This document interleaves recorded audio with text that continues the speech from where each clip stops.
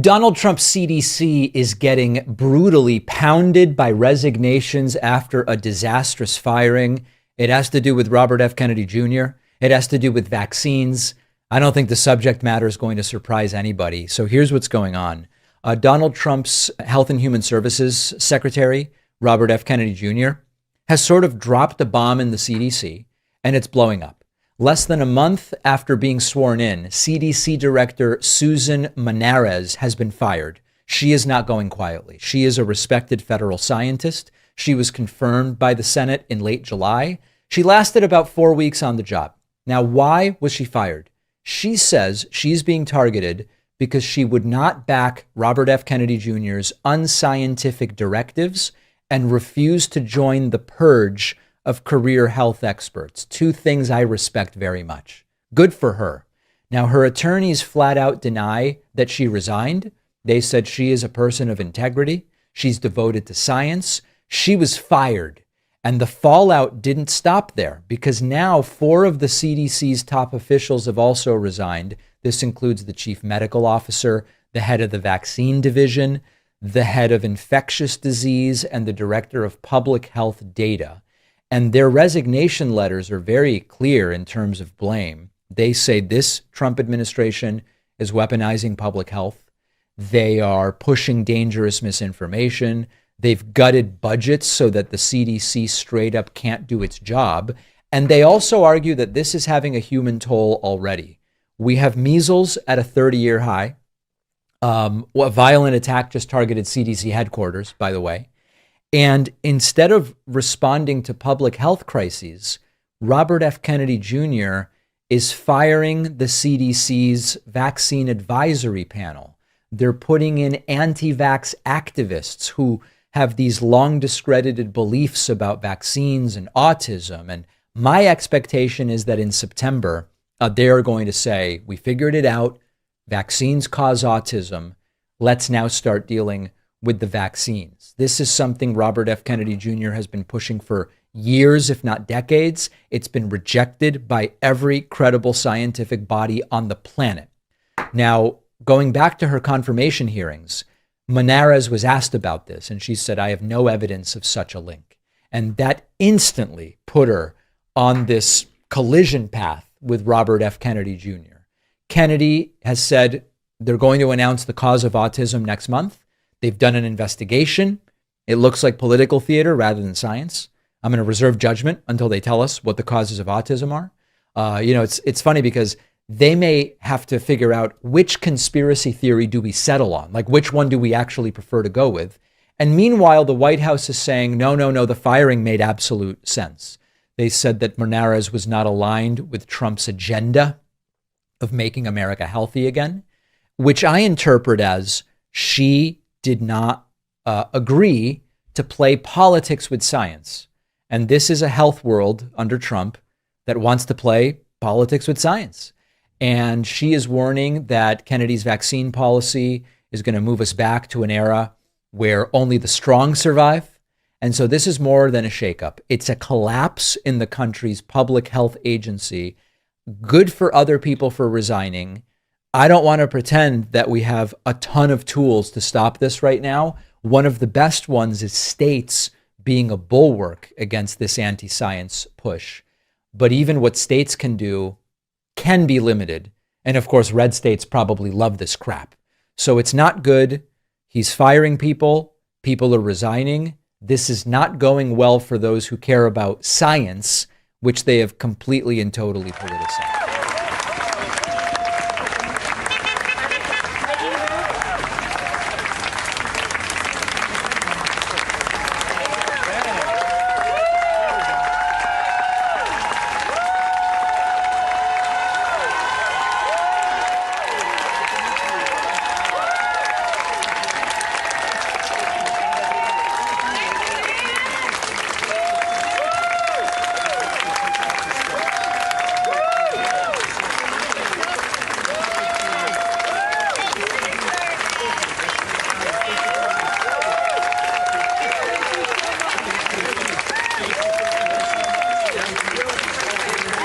Authorities in Washington state have been fighting the state's largest wildfire nonstop for almost 2 months. It's called the Bear Gulch Fire. It's burned 9,000 acres since early July. Officials say it's only 13% contained. It is so big, they've had to rely on contract firefighters. But a group of those firefighters who were battling the blaze had to take a 3-hour timeout from their work on Wednesday.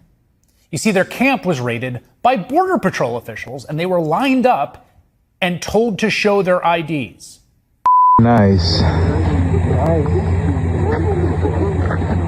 We got hit, guys. That's all right. Tribal member. Yeah, we got pulled over by ICE. That's crazy, dude. We got members from the tribe of Umatilla, Cayuse, and Walla Walla. This is crazy, man. Look at that. Post it up. We have a different crew over here. You heard people on the scene claim that at least some of those firefighters were Native Americans, indigenous volunteers. They got raided. State officials confirm it. Now, those Border Patrol officers ultimately arrested 2 of the firefighters. It's not clear why. According to reporting by the Seattle Times, one of the firefighters said members of the crew were told not to take video of the incident. You risked your life out here to save the community, the firefighter said. This is how they treat us. Another firefighter said they were denied the chance to say goodbye to the detained crew members. I asked him if his family can say goodbye to him because they're family and they're just ripping them away, the firefighter told the Times. And this is what he said: "You need to get the blank out of here. I'm going to make you leave." As the Times notes, it's unusual for federal border agents to make arrests during the fighting of an active fire, the largest in the state of Washington, especially in a remote area. In fact, a Biden-era policy bans most immigration enforcement at natural disaster sites, but here we are. Trump and his supporters, Vance says this all the time, they constantly push this line that you either care about Americans or you care about immigrants, not both. But it's racist garbage. We're an interconnected society of human beings who depend on each other to survive and thrive. And there's not some neat line you can cleave between Americans and foreigners. We just have neighbors and communities. Trump world says that's bunk, that there's just 2 sides. Trump world says that to make America great again, you need armed federal officers roaming streets and businesses and Home Depot parking lots in search of people to disappear. And now raids on camps of firefighters as they literally battle the largest wildfire in the American Northwest. Donald Trump, J.D. Vance, and Stephen Miller and their ilk are going to burn the country to the ground if that's what it takes so they can rule over the ashes. It's 7 a.m. in Washington's Mount Pleasant neighborhood. We'd set out to see for ourselves what law and order now looks like in today's America. You don't need to do this.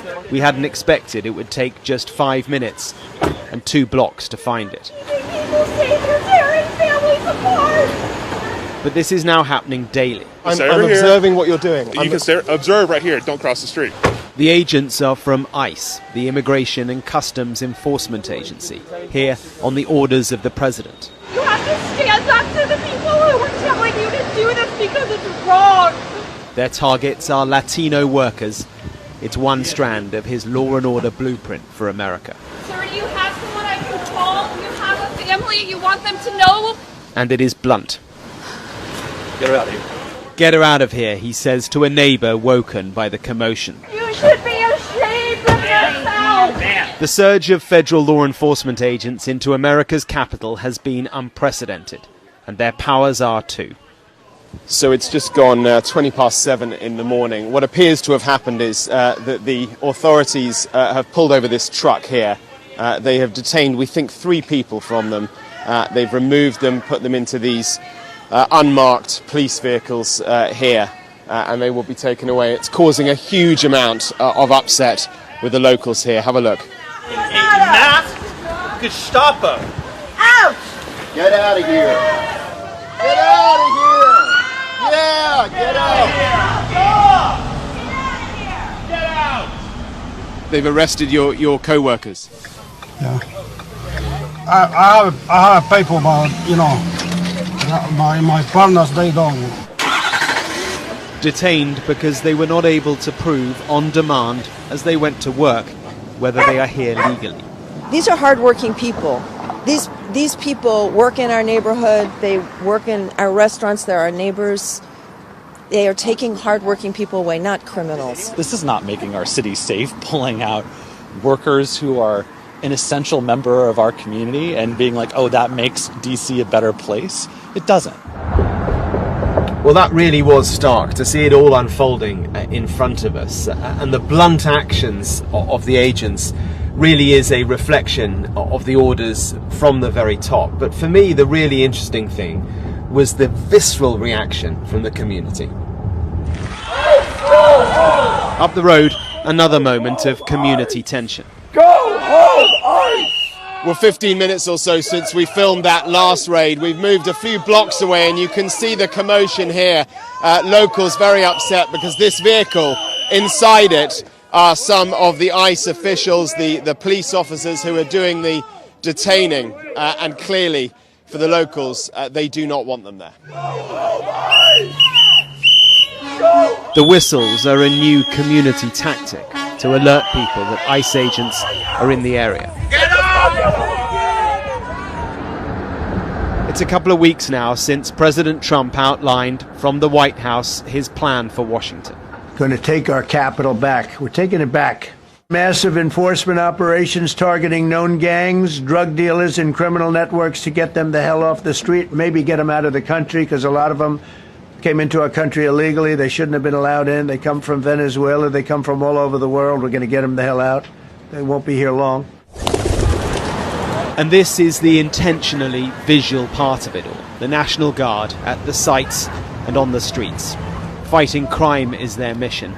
The president has seized control of law, order and security from the city authorities, who he has framed as failing liberals.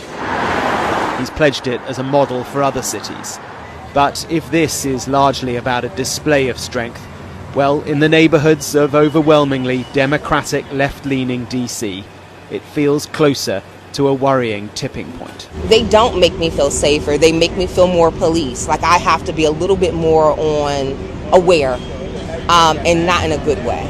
24 hours later, and we're back in Mount Pleasant. So we just ran into a local guy here who's had a tip-off that there is a raid happening a couple of blocks over here. So we're just going to see, you can see the flashing lights down here. You did not train to do this. This is not what we're meant to do. The officers are at the entrance to an apartment block. Traitor! They appear to be from various agencies, and the city police too, who are now also under the authority of President Trump. This time, they are heavily armed. How are you feeling, ma'am? I'm sick. This is not this country. It's not what we're about. We're a quiet community, great neighbors. It's unbelievable we've come to this. Unbelievable. Go. Can you tell us who you're looking for? What's the job you're up to here? Are these immigration raids? On this occasion, no one is arrested, and they are in the end literally shouted out of the street.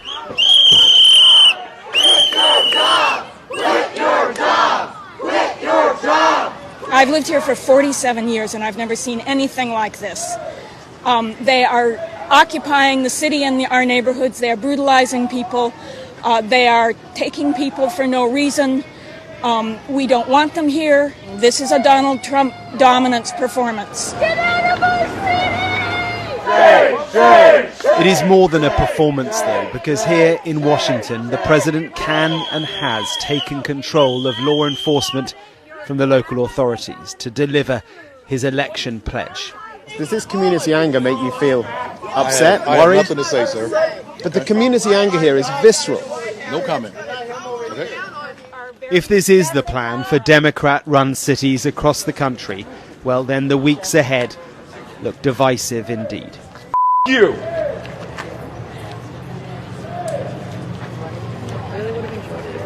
The crime-fighting pretext of Trump's military takeover of U.S. cities was always an obvious pretext. With these red state deployments, honestly, it's increasingly also just a joke. 13 of the top 20 cities in homicide rate have Republican governors. None of these cities is Chicago. 8 of the top 10 states with the highest homicide rates are led by Republicans. None of those states is Illinois. Memphis, Tennessee, Hattiesburg, Mississippi have higher crime rates than Chicago, and yet Donald Trump is sending troops here and not there? Ask yourself why. Illinois Democratic Governor J.B. Pritzker responding today after Donald Trump threatened to send U.S. troops into the streets of Chicago as part of his spreading military occupation of U.S. cities. It started in L.A. He says Chicago may be next. Right now, it's still ongoing in Washington, D.C. And Trump's military force in D.C. so far includes National Guard troops from at least 6 states. But Governor Pritzker's right when he says that basically every one of those states has its own cities where crime is worse than it is in Washington, D.C., so maybe those governors should look at home before they look abroad. Mississippi's Republican governor sent at least 200 National Guard troops to D.C. The capital city of Jackson, Mississippi, has the highest homicide rate in the country right now, more than triple the homicide rate in D.C. Tennessee's Republican governor has sent at least 160 National Guard troops to D.C. Memphis, Tennessee's homicide rate is 60% higher than the rate in D.C. Ohio's Republican governor has sent 150 National Guard troops to D.C. Ohio actually has not one but 2 cities with higher homicide rates than D.C. has. Both Dayton and Cleveland have that distinction. Louisiana's Republican governor sent 135 National Guard troops to Washington. Shreveport, Louisiana, incidentally also Republican House Speaker Mike Johnson's district, it also has a higher homicide rate than Washington, D.C. All right, so here's what happened. We saw those officers harassing 2 people in a car. They had them stopped. The FBI, DSS, MPD had this one car stop asking them questions. We advised the people in the car don't answer their questions. You do not have to answer any of their questions. They looked at us. They can't say shit because we're right. The people in the car stopped answering questions. What happened was when they stopped answering the questions, the cops had to let them go. So they went on about their business. And then we followed the cops down the street. I guess this guy was annoyed and turned around and asked me, hey, you were in Afghanistan. Where were you at in Afghanistan? And I told him, and I'll answer questions from cops. And he was like, stolen valor is a crime. So that's when I started recording. He says I'm stolen valor because who the fuck knows why?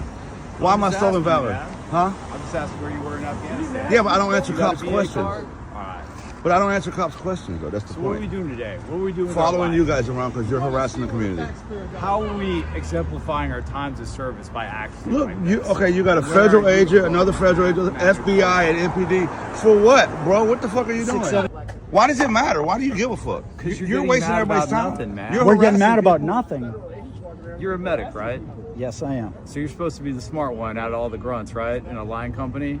So True. Can you help these guys out? Can you Why help do you them think I'm focus here? their I don't talk to cops. I'm sorry? I'm good. I don't have a problem with you, sir. I do. Saying, let's focus on things that matter, right? Yeah, what matters is us watching you in our community. That's what matters.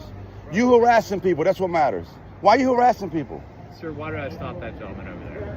I don't give a fuck. Why did it take 9 of y'all federal agents? What is your MOS? Is the FBI? I don't answer questions from cops. Is the FBI normally on foot patrol? Is that a normal thing? Okay. You see my problem here?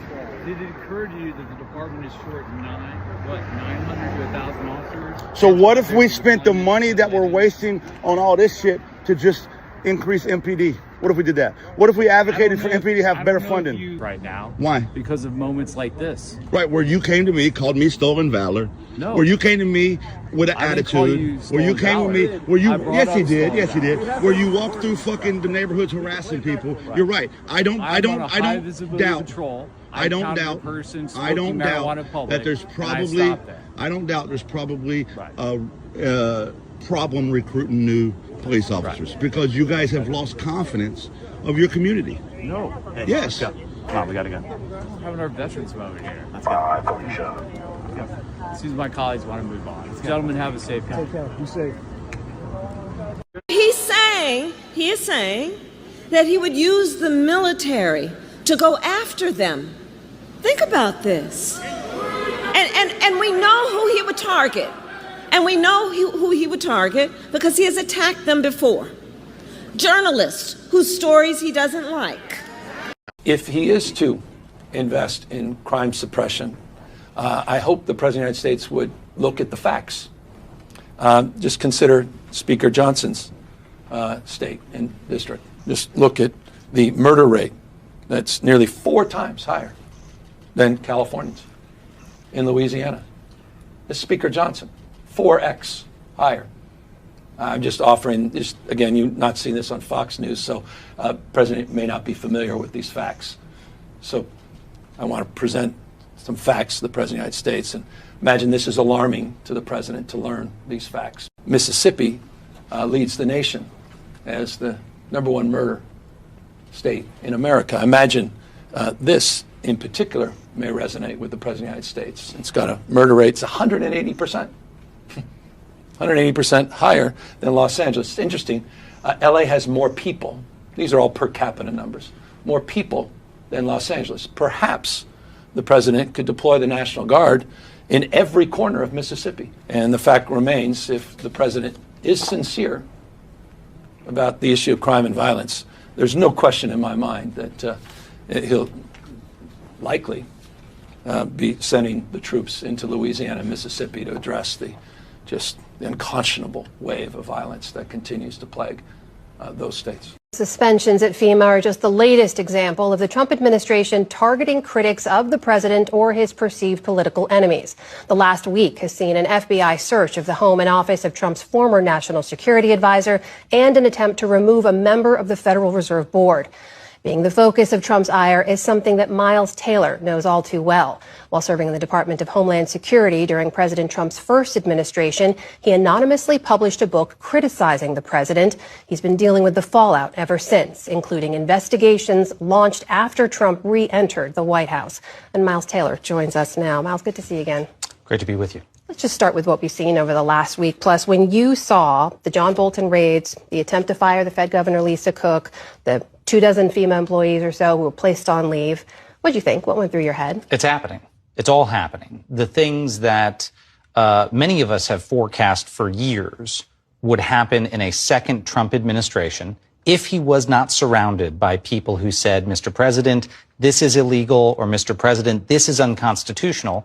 Well, then we would see the fruition of the thing that many of us saw behind the scenes with the president. I mean, look, I wanted Donald Trump to be successful in the first Trump administration. I did not know the man. When I came into that administration, though, and I saw with what regularity the president cooked up ideas that were so obviously illegal on their face, that made me and a lot of other people very, very worried. And we felt like we needed to go out and tell folks that that was the case. Unfortunately, he's come back into office, and a lot of those things he wanted to do that lawyers did not think were lawful, he is carrying out. And many of those are focused on revenge against his enemies.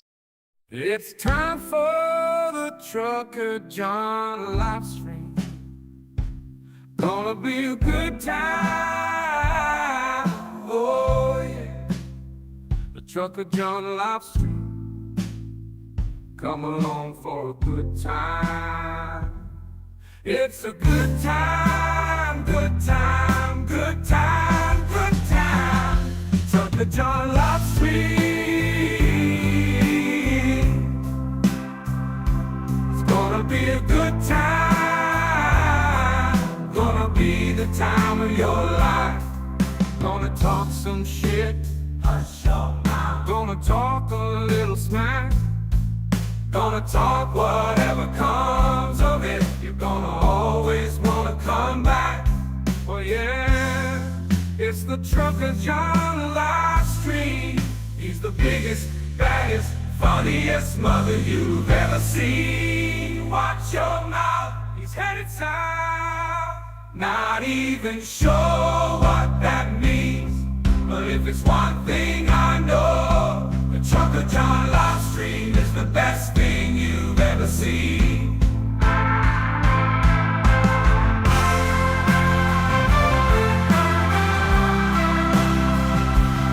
And now, ladies and gentlemen, the moment you've been waiting for.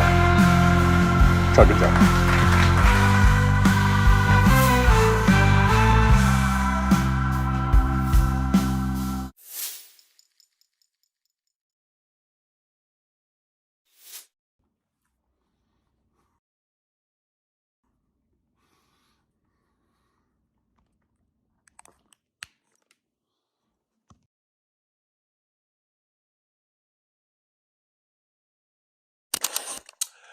Good morning. Can you guys hear me? Let's see. Test, test, test. Test 1, 2, 3. Good morning. Good morning. All right. It is 11:38 a.m. in the Pacific time zone. Good morning, everyone. Good to see you. I'm having a wafer. Is that coming through on the mic? Are we doing some, what do you call it? ASMLPQRT? What's that thing called? AMSFP? Can you hear the crunch? Let's do this. Chocolate wafer. Here we go. I'm doing ASMF W.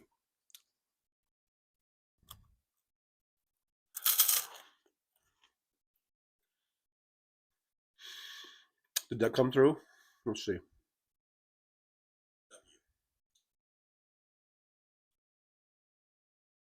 Oh yeah, good crunch. That was a good crunch. ASMR. David Weiss Tech. Thanks. ASMR WG whatever. Who cares about these stupid acronyms? Anyhow, good morning, everybody. I'm off to a good mood, aren't I? I'm already saying things are stupid. Hal wasn't on this morning. He's traveling. I don't know if he's going to be on in the afternoon. Probably will, but he's busy man. He's traveling. I guess he was going to L.A. He's going to perform at Flappers tonight, just in case anyone was wondering, because I think I saw something in the chat where someone was asking about Hal. Anyhow, what was I going to say? Oh yeah, let's do the weather report. It's 11:40 here in Vegas. It's currently 85. Expected high of 95 today, and we will have some warming in the next few days, and we will be back to triple digits tomorrow. I can't scroll back to the beginning of the chat. Sometimes it just doesn't let me do that. I did see, I believe, Sandy Foltz first in the chat, Paul Burrows second, but I believe they put their chats in at like 2 in the morning or something like that, which is almost like cheating. I'm just kidding. Hopefully, every time I move, hopefully you're not hearing a weird noise with the microphone. Maybe I will just set it in here and not hold it. I know that's probably making noise. So anyhow, and so here's where we're picking up in the chat, where it says, it's from 56 Nick Rich, and he says, what's the best way to get John to stay on topic? Make sure that the topic is about, and then he's thinking. It's a thinking emoji. I didn't know we had topics that we had to stay on. I thought this was a free form forum where we just talked about anything and everything and just bounced off of each other's ideas. Maybe I'm wrong. It's not like it's my channel or anything. Anyhow, Nick, just giving you, messing with you. But thanks for coming in and chatting. Jolie's here. Hey, Jolie, good to see you. Thanks for being here. Thanks for helping me out. Thanks for watching my back. Jolie is saying hi to Search for You, and Nick Rich is saying hi to Alvin Stube. So apparently Search for You is here, and Alvin Stube is here. So thanks for coming on in. Linevois is here. Hey, Linevois. Lynn Washington, I think. Search for You. It says, anyone going to a Labor Day march near you? Yeah, if you know of one, go check it out. There's probably a link or something somewhere that has all that information. There are some Labor Day marches going on, so if you can go and make sure it's a peaceful march, peaceful protest, I'm all for it. Linevois says the tyrant took away Kamala's Secret Service protection. Biden had expanded it to 18 months. Petty man. Yeah, as you can see in the clips there in the intro, this tyrant, yeah, he's a very petty, very he's on his revenge tour and he's doing all this shit. I think, I wonder if we're all in kind of shock in a way. Like, I mean, I know we said in leading up to 2024, watch out. He's all about Project 2025, and he's going to, we laid out all the things he was going to do, and now he's doing it. I'm not sure if we actually thought. Well, first of all, I didn't think he was going to win. I thought he was going to lose the election. But, I don't know. Just the stark reality of seeing the fruition of this, the playing out of this Project 2025, and really just knocking down and destroying our institutions and the things that really do make this country great, like the CDC, for instance. God forbid we get sick or get another pandemic. God forbid. Well, we lost 1 million or 1.5 million in the last one. Who knows how many more millions will die this time if we have a pandemic breakout or something like that. I think we can safely assume that however bad the first Trump administration was, this one will be who knows how many times worse. 10 times worse, 100 times worse, 1,000 times worse. I don't know. It's going to be worse. It's already worse.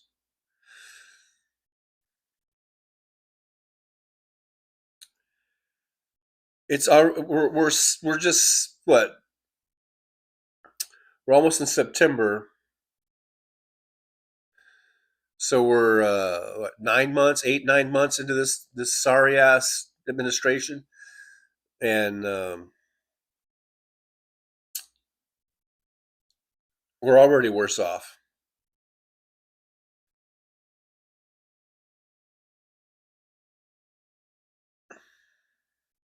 Alvin Soup, what happened to Hal today?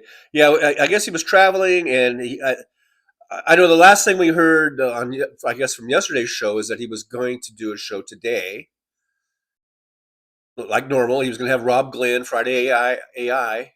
He was supposed to either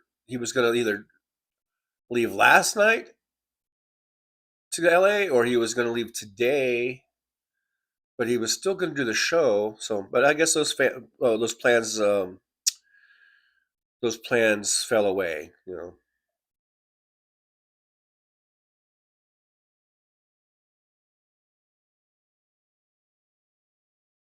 Marty Balcom, this started at the right time. I'm pissed and sick of all these evil fucks.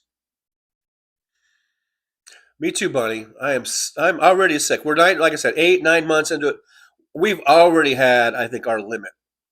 We're of this, and I think it's showing. And I think more and more people are coming out and like in those videos where they're like shaming these guys. They're telling them, get out of our neighborhood. They're like, go home, get out. And we're going to see more and more and more of that. Now, the scary thing was seeing those motherfuckers armed with assault rifles, those like ICE agents and shit. We've always seen. We've seen like immigration. We all know about immigration, and we've heard about the raids. They've had raids before. I mean, forever and ever and ever. But usually, there's always been like a due process. They go to, I think what they had to do when they would do an ICE raid, and usually it was some, like a factory or something in the garment district or whatever. I think they would have to go to a judge and get like a warrant and go, hey, look, we've got reasonable. They would show their evidence. We've got reasonable suspicion here or whatever that there's undocumented workers here, and we need to go in and clean this out. And the judge, if the judge looks at the paperwork and says, okay, it looks all good, you go ahead and execute this raid or this warrant or whatever you call it. And then they would go in there and they would just start scooping people up, and they would, if they didn't have their documents, then they would either deport them or take them to court or whatever. We've seen that over decades and decades and decades. I don't really remember them carrying like fucking assault weapons, walking around like they're clearing streets in fucking Fallujah, you know? I don't recall that before.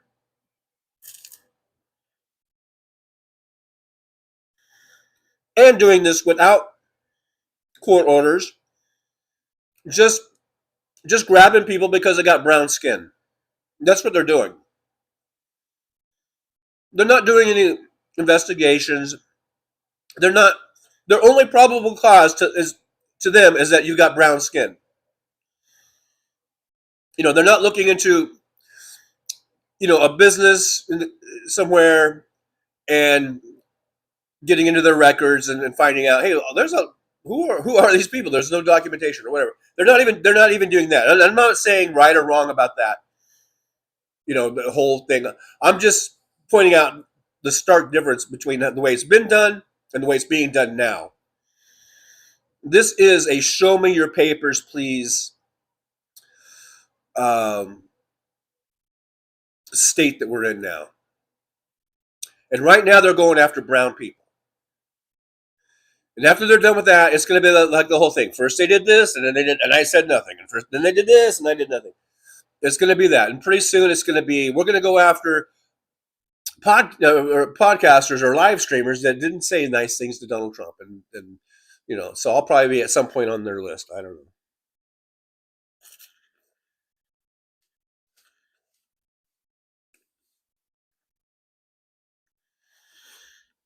But I see. Did Sandy Foltz? The chat just went by real quick. I don't know why it's moving so fast. But I think it was Sandy. I just saw. Let me go back. I'll get yippee to Sandy. I think she did a super chat. Let me go back real quick. Sandy Foltz has been a member for 4 months, so yippee to Sandy for that. Thank you so much. Thank you for being a member. I greatly appreciate that. And Sandy with a $2 super sticker. So yippee for that. So Sandy gets 2 yippies today so far. And then Bonnie Balcom with a $4.99 super chat. So yippee to Bonnie Balcom. Thank you so much. I had to go back into the filter there because I missed them. I didn't see them as I was talking. And then I can't, on my device, once it gets to the top level there, I can't scroll back any further. Like, you know, so anyhow,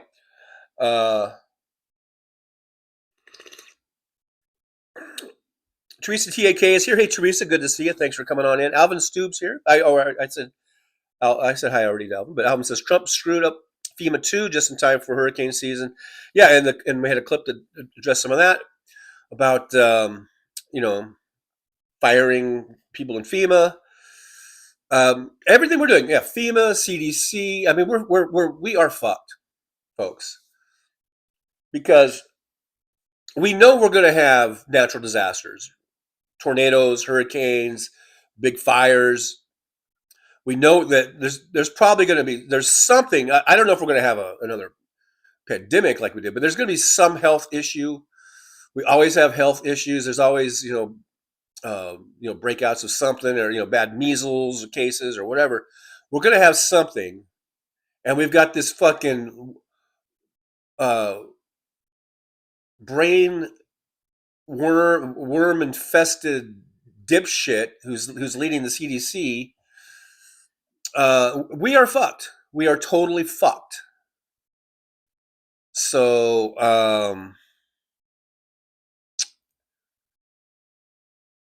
let's just keep marching. Let's keep shaming these motherfuckers. If they come into our neighborhoods, videotape them, shout them down, you know, tell them to get the fuck out, and then make sure we vote in 2026. But are we going to even get to 2026? We still have, what, 14 months till the congressional elections of 2026.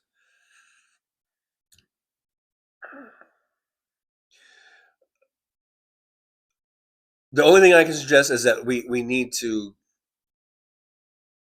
get loud, and get out there and just not take it, not, you know. And if you know anyone that's in the military, anyone that's in the National Guard, anyone that's, you know, joining up to ICE, just remind them that they don't have to follow illegal orders.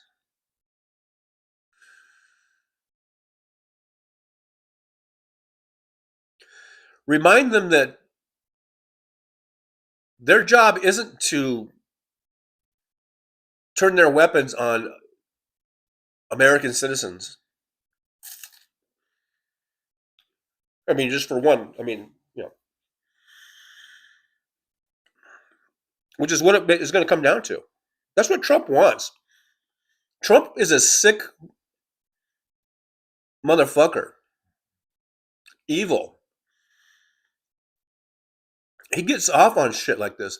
He would love nothing more than to have his troops open fire on a bunch of protesters. That might be the only thing that gets his little dinky mushroom dick aroused, is the thought of you know, at his order, troops, you know, mowing down people.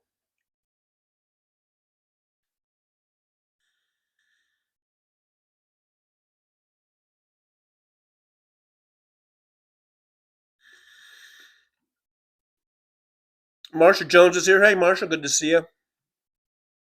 Marsha says, saying hi to Michael. So Michael McAndrews, I didn't see Michael because I can't scroll back.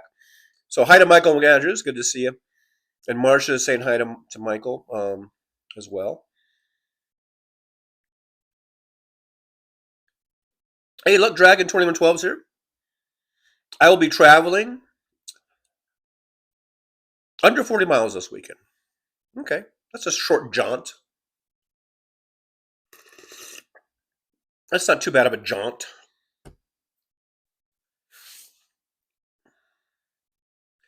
Josh Sees is here. It's good to see Josh Sees.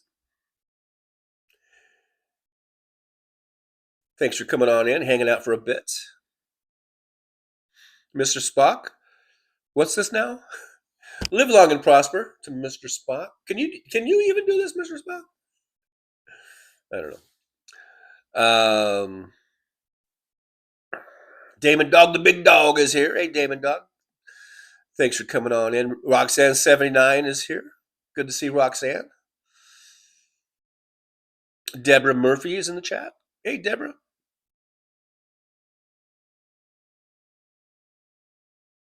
Oh, Deborah Murphy says, hello, Teresa. Remember, September 3rd, Epstein victims are going to be talking. That's a good reminder of me to post this little ditty right here. Yep, there we go. I got that. September 3rd.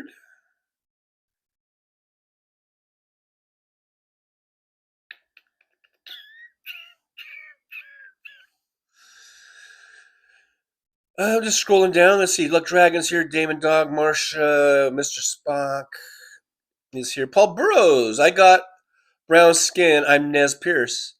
Well, be careful. You know, they pulled those firefighters off the fire line, and according to that video, there were a bunch of indigenous folks there, and they were asking for IDs and shit. And these are people that were fucking fighting a fire. A huge fucking fire. I'm almost of the mind here to say that all those motherfuckers sort of just said, fuck it, we're not firing, we're going to go home then. Fuck you. Let it burn. Let it fucking burn. This is the way you're going to treat us? But of course, I mean, they live there, you know, probably. They live around there. They don't want their forest to burn up, but so, I mean, I can understand them not doing that, but you know, that's kind of what you feel like. It's like, fuck you then. Let's let the motherfucking place burn down then. Or to the ICE officer, just hand him a shovel and go, here, you go fucking fight this thing then. Motherfuckers, man.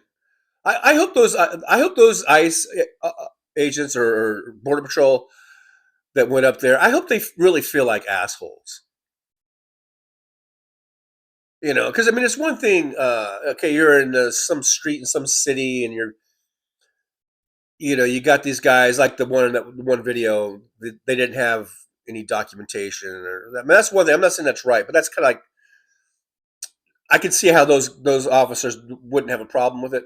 But when you're up in a fucking fire and you're pulling guys out of the fire line there from fighting the fire, I hope they fucking just feel like fucking assholes. There's gotta be some level. I mean, it's like, dude, they're fucking fighting a fire, and you're gonna harass them like this? Ridiculous.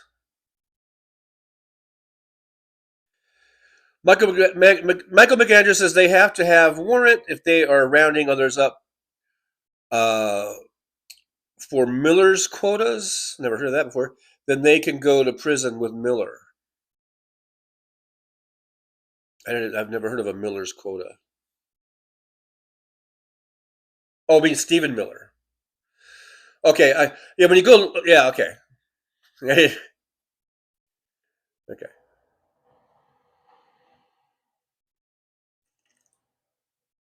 Yeah, the quota is 3,000 a day, and they're not meeting it, and that's why they're doing all this fucking dipshittery. Kristen Weill is saying this is the United Police States of America. We're going to soon be the ununited States of America if this keeps going on. I say we should just. Well, I would have to move back to California. I don't, because we've got Lombardo here, a fucking Republican asshole governor. But I think the fucking blue states should just secede and just say we're no longer a part of the fucking United States. Fuck you. We're gonna make our own, blue states of America. Fuck them. Fuck these assholes. Fuck them. Let's just secede. I'll move back to California. I lived the first 59 years of my life. I was born and raised in California. I'm still a Californian, goddammit. I'll just move back to California. Although if Nevada was smart, they would secede along with California. California, Oregon, Washington. I think we could pull Arizona in, and then just hopscotch it. Get fucking Illinois, New York, most of the northeast probably. Blue states of America. Fuck the goddamn rest of you motherfuckers. That's where I'm at. California is the fourth largest economy in the world. Combine that with New York and Illinois and other states, we would still be one of the most highest producing countries in the world still, even if we broke away. And we say we pulled away, 20 states. We pulled 20 states out and form our own new country. Like that's just fuck you, Donald Trump. Fuck you, assholes. Fuck you, maggots. And you don't like it? If you happen to be in a blue state that turns into the blue states of America, fuck you. Move your fucking asses. Move to fucking Florida or Texas, you fucking piece of shit assholes.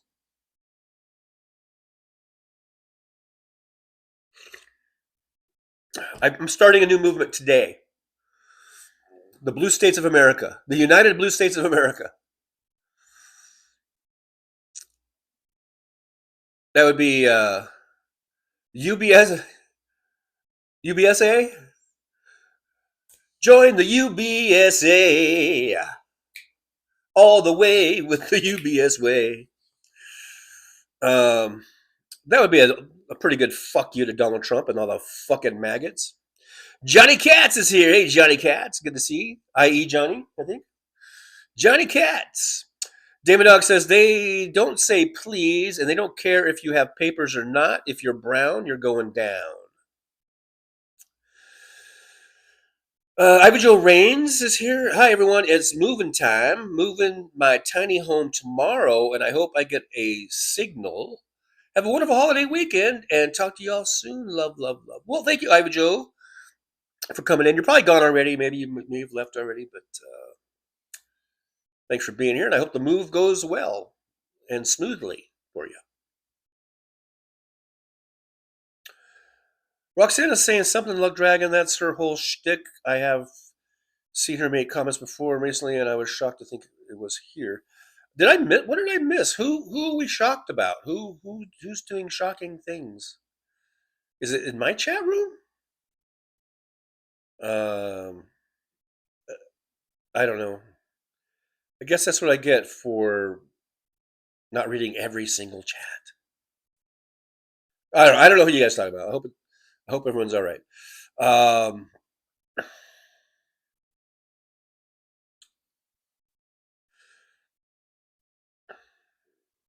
Bonnie Balcom, we're all on the list.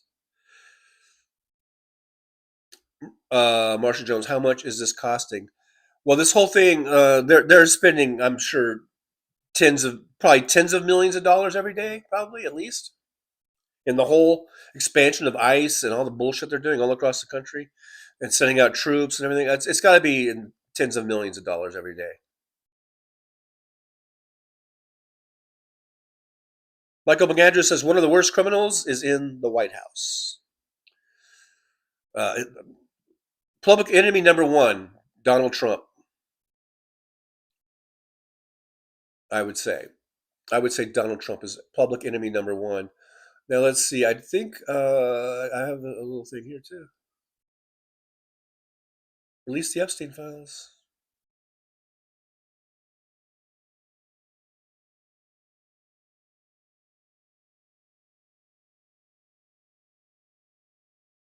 Look at there. Let's see.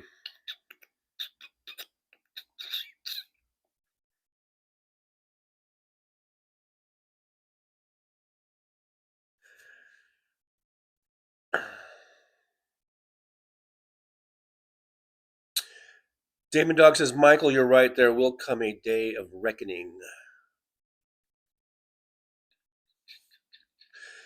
You know, whether I know my thing about the United Blue States of America is a bit far-fetched and will probably never happen, and it's just me sort of, I guess, venting a little of my anger. But the shit's gonna hit the fan one way or the other. People are already fed up with this shit. And just think, there's 340 million of us. What if 300 million of us stood up or whatever? I mean, it wouldn't even take that many, but we need to come together. And I think we are going to become more and more united on this on opposing this fascist takeover. People really don't want to be well, now that they're seeing it in their neighborhoods, because like I was talking about, like we've seen depictions of ICE raids and immigration in going into factories and into businesses and stuff, and most people just kind of shrugged it off, like, oh, look at there. But now that it's coming into the neighborhoods and into their homes and right around, now people are getting pissed off. Now people are really they're seeing it firsthand. And as more and more people see this and experience it, it's going to piss off more and more people. And I think get more people into the cause, of marching and protesting, and calling or writing their representatives and telling them knock this shit off. I mean, did you hear that Joni Ernst, hey, don't worry about health care because everyone's going to die anyhow. She's not running for re-election. And I think there was another Iowa person that's not running for re-election, another Republican. What does she know that we don't know? I mean, what is she seeing? What tea leaves is she reading? We're seeing some Republicans already bailing out because they see how people aren't taking it. These Republicans are getting shouted out of their town halls in what was normally a safe Republican area, and they're getting shouted out and booed in their own town halls and things. That's what we got to keep doing. Keep putting that pressure on like that. Mr. Buck, where's your spatula mic? I don't have a spatula mic. So I hope that answered that question. Christina Weibel says, and he's sending 600 kids of all ages back to Guatemala. Found out on CNN. Wow. This is the first I've heard of that. I didn't hear about that either.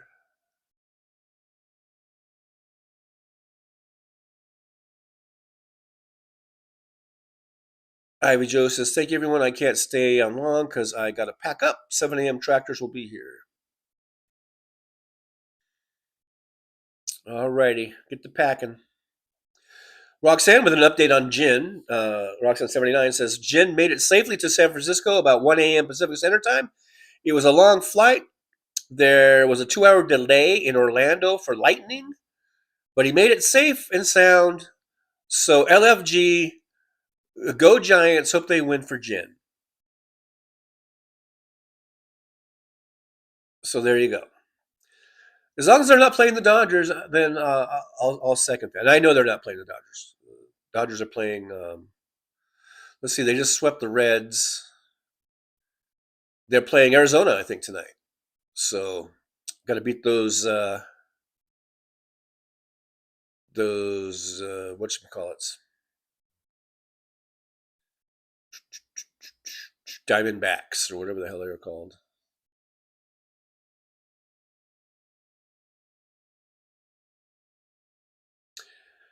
Bonnie Balcom says, do you ever wonder if the Trump regime sits around talking about how to kill? I mean, thin the herd. Well, I don't know. I know Hal has kind of talked about, there are those in his circle, his administration, that are, like, was it Peter Thiel or somebody, is one of those type of folks, that thinks that we're overpopulated, we need to thin the herd and all that shit. I don't think Donald Trump really gives a fuck about any of that shit. I think all he cares about is how he can profit off of it, how he can make money off of this, and he's made a lot of money off of being president. He's probably made more money from being president than from anything else that he's ever done. I think that's all he cares about is what's in it for him, how much money can he make, and how much power he can attain, and just keep skirting the law. And because the more power he gets, the more he can skirt the law. I think that's really all he cares about. I don't think he gives a fuck at all about thinning the herd one way or the other. I mean, he doesn't give a fuck. It's not that he's, doesn't want to thin the herd or whatever. I just don't think I don't think he gives a fuck. He only cares about himself and how he can, what's in it for him. Everything's transactional, and that's, but I don't think he gives a fuck if, let's say, Peter Thiel was all for, some sort of thinning the herd deal, and Trump was just like, what's in it? Okay, give me $1 billion and we'll go and we'll do that. I don't know. Paul Burroughs, the Tree of Liberty must be refreshed from time to time of tyrants and patriots. And patriots, too? We have to refresh us of patriots?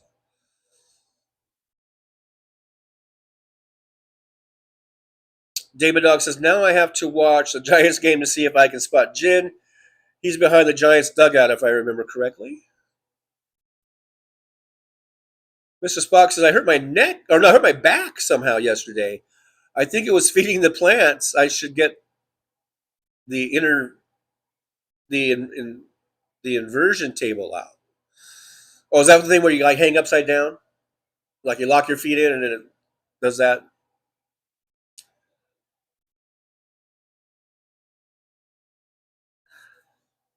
Roxanne says they want to kill and disenfranchise as many non-billionaires as possible. What they want is basically no middle class.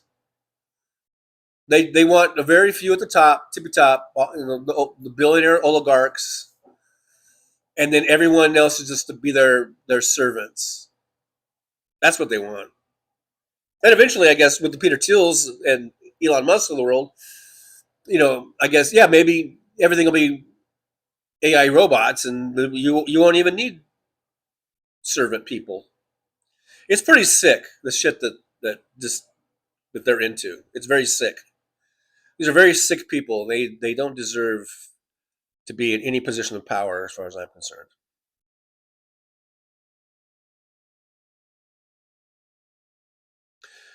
Well, Dragon says, for example, I have a lot of opinions to share, but I've just wasted 5 minutes explaining to Teresa that it is not necessary. I don't know. Did you? Marshall Jones says he loves chaos and cruelty. Well, thank you. Oh no, you're talking about Trump. Yeah, he's a chaos agent. He's a sick, sadistic fucking motherfucker. Is what he is. Christina Weibel, the revolution will be televised.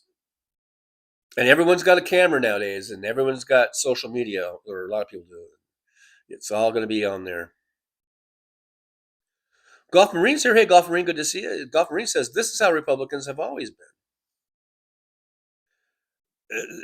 There's certainly within my lifetime, I would say, the Republican politicians, the party and politicians have been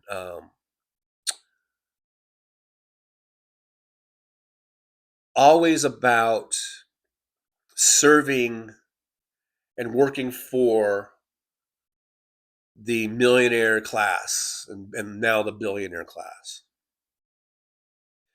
and having to draw in order to get votes, they have to have these manufactured crises and these sort of push button issues, these emotional push button issues, to get people to vote for them. So they'll say, abortion, they're killing the babies, they're killing babies. Meanwhile, they don't give a fuck about the actual babies and children and kids that are being slaughtered by their fucking love of assault weapons. I always forget to bring up the fact that we had an assault weapons ban for about 10 years in this country during the 90s, I think, 95 to 2005 or something like that, 94 to 2004 or something. Mass shootings went down by 70% during that 10-year period. 70 fucking percent. And a lot of people were saying that assault weapons ban could have been a lot stronger than it was. So just as it was, maybe it was flawed. As flawed as it was, it knocked down 70%. It reduced 70 70%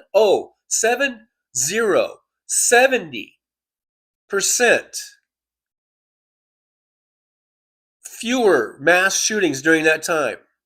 If that doesn't fucking tell you something, then I don't know what will. We need an assault weapons ban, and we need it stat. It might not be the cure-all, but I don't know about you, but I would certainly love to see a 70% reduction in mass shootings. I would take that.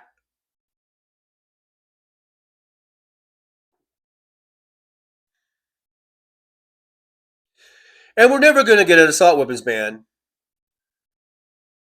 unless we get control of Congress and the White House. And when I say Congress, that I do it in the way that it's meant. That's the House and the Senate. Sometimes you say Congress, people think you're just talking about the House. Congress is made up of the House and the Senate.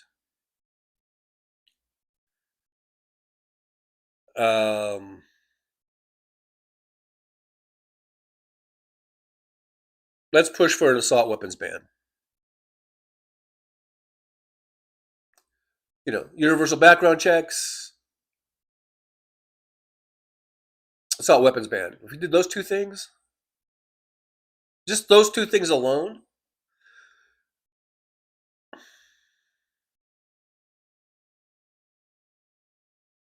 just think how many lives that would save. If we could just get those two things, an assault weapons ban and universal background checks, just those two things alone, how many lives we would save every single year? Hundreds, if not thousands.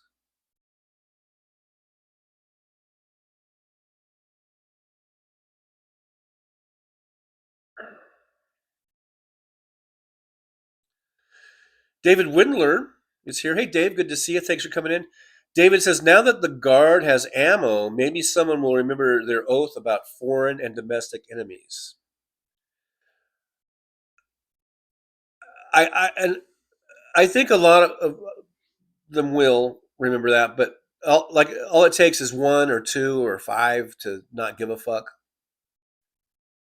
and they can do a lot of damage.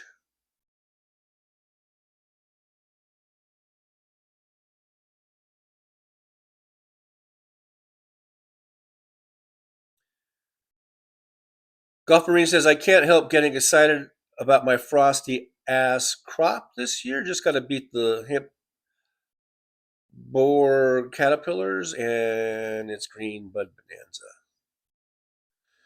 Well, I hope you have a good crop.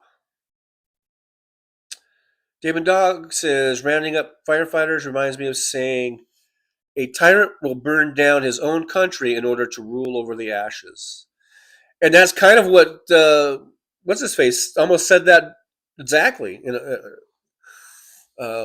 What's the fuck his name that the dude that was in the thing? Chris, whatever his fucking, what his name is. The dude with the glasses that looks like an owl. Looks like Mr. McOwl. Owly McOwl.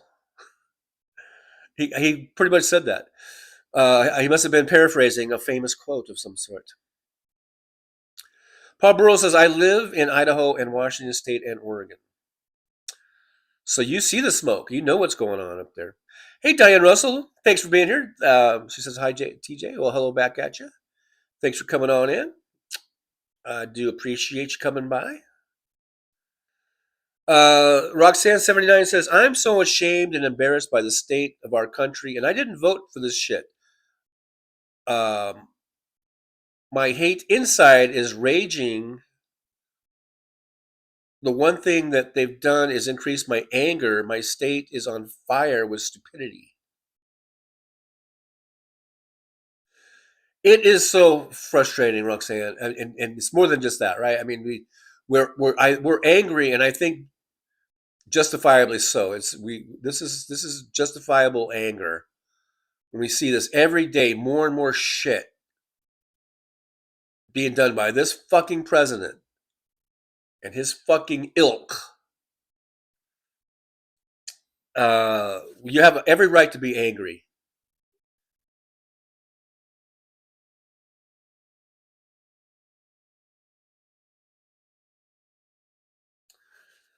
Look, Dragon says, it reminds me of when they burned down the whole black town in Oklahoma. And yeah, that was the Tulsa, are they calling it the Tulsa riots? Is that what they call it? That was the Tulsa slaughter by white fucking racist assholes who just couldn't stand the fact that there was a black town or town of black people that were being very successful. They turned their town around. They were successful businessmen. They had their own little stock exchange, and they were being prosperous, and they were living good lives. And the fucking jealous white fucking racist bastards couldn't stand that.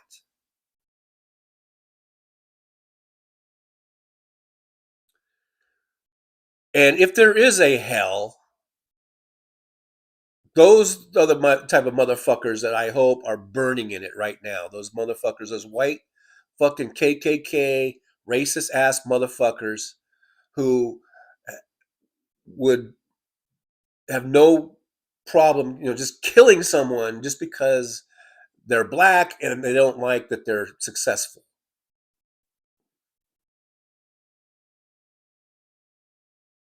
Those are the ones. They should really just be burning in hell right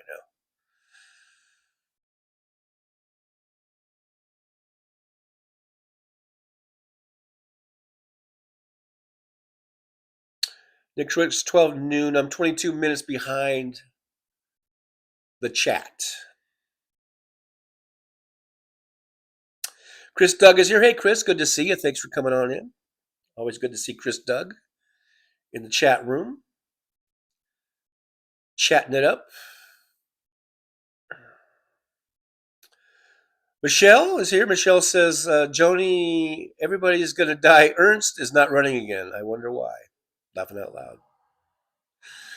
She sees the writing on the wall. Apparently. Joni, no one likes you. Joni Ernst, no one likes you because you're a cunt. Chris Doug is just back from a 6-mile hike. Hope that was a nice hike.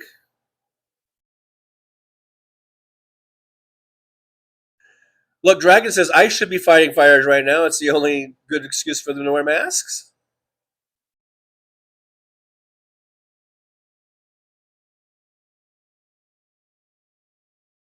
Barney Balcom says, I bet Stephen Miller has a couple of Secret Service guys.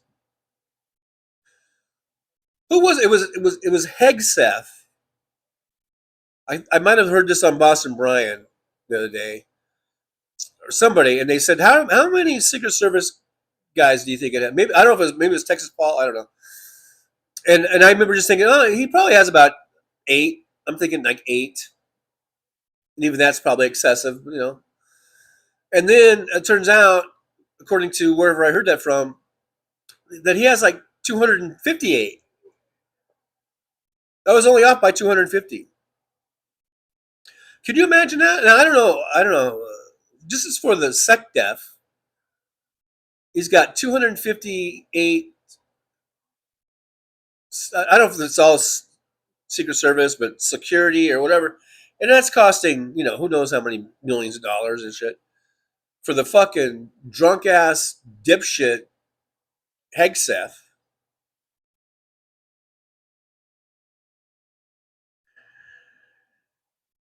Christina Weibel says, John, I'd have to go back to Massachusetts if that happens. If we have the United Blue States of America. Yeah, get your rear end to a blue state before we do this. Because I'm not sure if the red states would close off the borders, you know, and not let you go back into the blue state.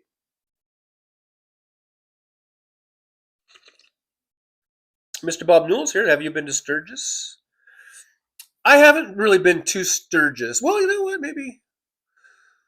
Is Sturgis near Mount Rushmore? Because I've been to Mount Rushmore, and I know there's a little town right around there. But I've never been there like as a biker. Remember Sturgis? That was a big what do you call it?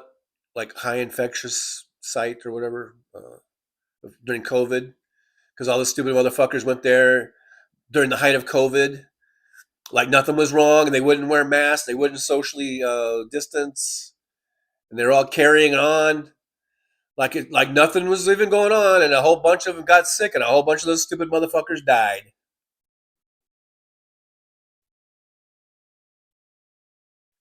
Now that's FAFO, if I ever saw it.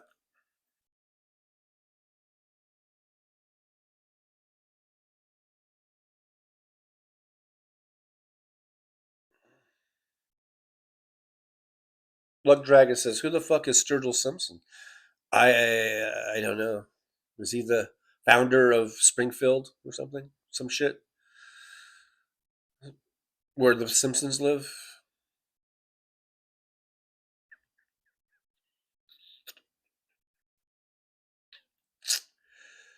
Yeah, Christina Weibel says it's disgusting that Dinky took Kamala's Secret Service protection away from her today.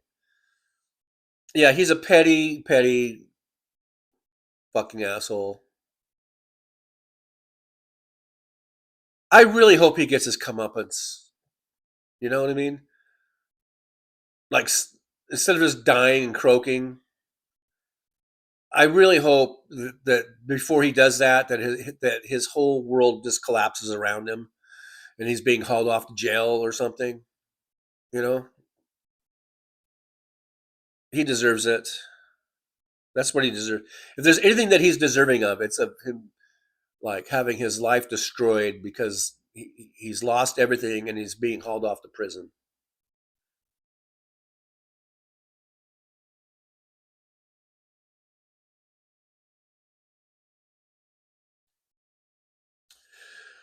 Roxanne79 says, I'm not far from moving to Portland. Jen is my sunshine. He will make the gloomy days better. Plus, he gives great bear hugs for when it's cold. I'm tempted, that's for sure. Jen doesn't know that, laughing out loud. Well, he might know it now. I don't know. I don't know if he's watching or listening or going to watch the replay or whatever. Jolie says, makes me think of Angry Beavers. I love that show when my kids were little. I remember the Angry Beavers. Mad Mac is here. Slava Ukraini. Absolutely. Absolutely 100%.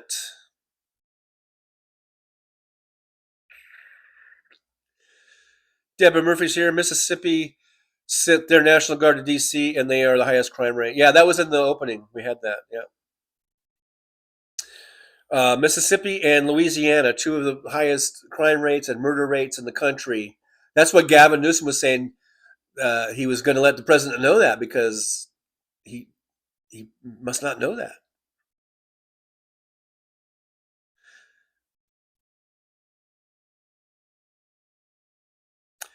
Keith Palit is here. Hey, Keith, good to see you. Keith says, living through Trump's decline is exhausting. Marsha Jones says, you hear Vance called Trump the king and master on Fox News? Barf, barf, barf. I did not, but it does not surprise me. What a total fucking suck up. This is the guy, J.D. Vance, who called Trump America's Hitler. And now he's on his knees worshiping his king and master.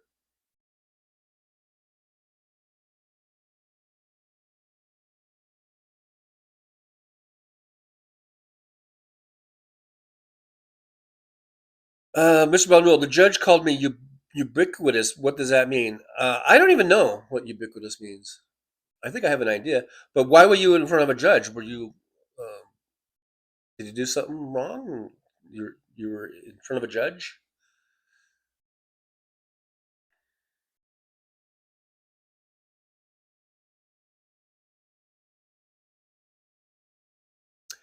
Hey, the Fancy Factory's here. Good to see you. Fancy Factory with a $2 super chat. Thank you. Yippee, going out to Fancy. Thank you so much. And you get that thumbs up and you get the heart.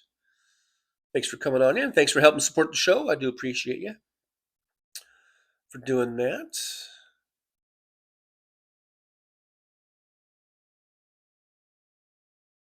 Mr. Bob Newell, is the chair comfortable? Yeah, it's pretty comfortable. I like it. Sometimes as I go further in the show, I'll start leaning back and I'll just start leaning against the pillow. That's when I usually have to grab the microphone,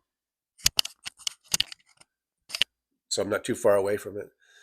I'll start getting real comfortable. I might even doze off during the show, and then you guys will just have to take over.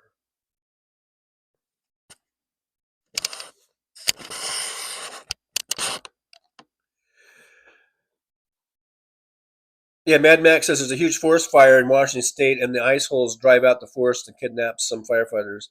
Yeah, that was in the opening. We had that. Yeah, it's ridiculous. It's so fucking ridiculous. They pulled these guys off the line for 3 fucking hours from fighting that fire. They arrested a couple of people. It's just so stupid.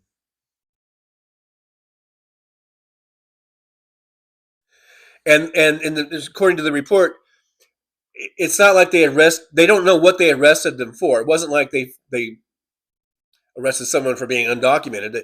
I think what happened was there were some guys saying that were videoing him, and then a couple of the officers said you can't video, and they're like, "Fuck you, we can video." I think those are the ones that got arrested. Maybe I don't know. I shouldn't probably say that since I don't know. For sure.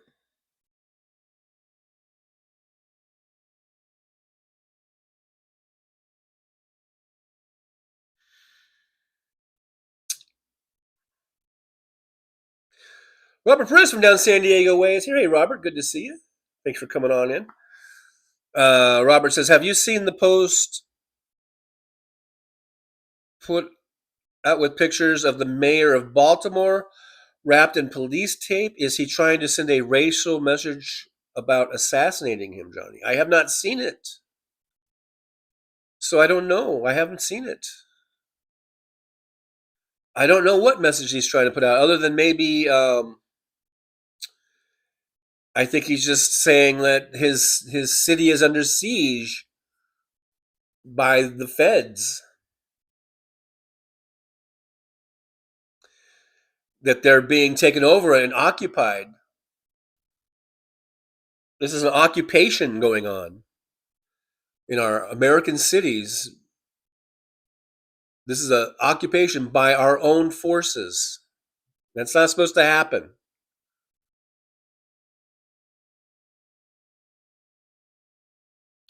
Mr. Bob Newell, did you eat breakfast? I quickly made some toast and coffee, and I had some orange juice a little before that, and then I made a PB&J sandwich as the intro was playing. So that's my breakfast for today.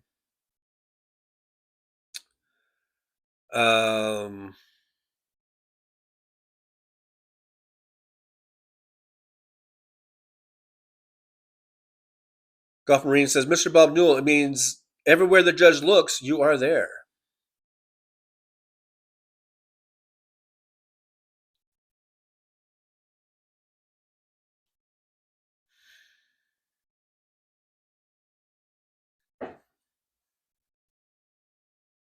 Just looking down the chat, seeing who's coming on in. Golf Marine, the West Coast would be a formidable country.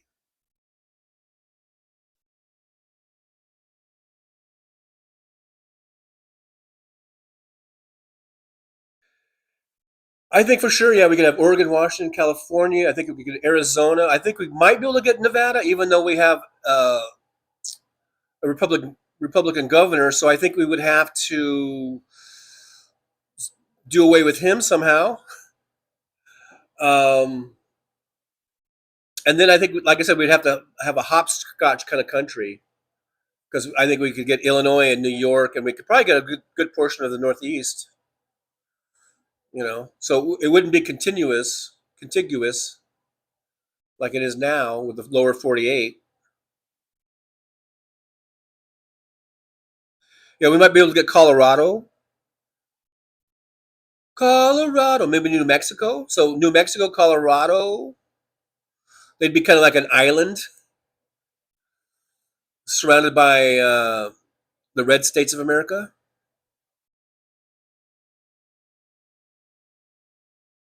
Hey, Paul Sharkey Mannion from across the pond. There he is. Good to see you. Thanks for joining us today. Paul Sharkey Mannion says, just out of curiosity, what relation is JFK shithead to the original JFK? Oh, well, I think you mean RFK Jr., right? RFK Jr. is the nephew of JFK Sr. Because RFK Sr. was JFK's brother. So that's RFK Jr. JFK is RFK Jr.'s uncle.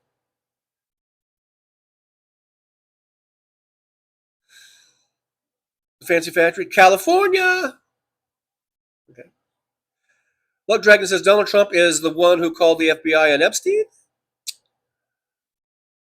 So not only is he a rat, but he is a taco rat. Oh, I have no doubt that Donald Trump is a big fucking fat rat. A big fucking rat. No doubt. The man has no fucking scruples or anything. I mean, of course he's going to rat. He'll rat anybody to save his own skin or to exact his revenge on them or whatever.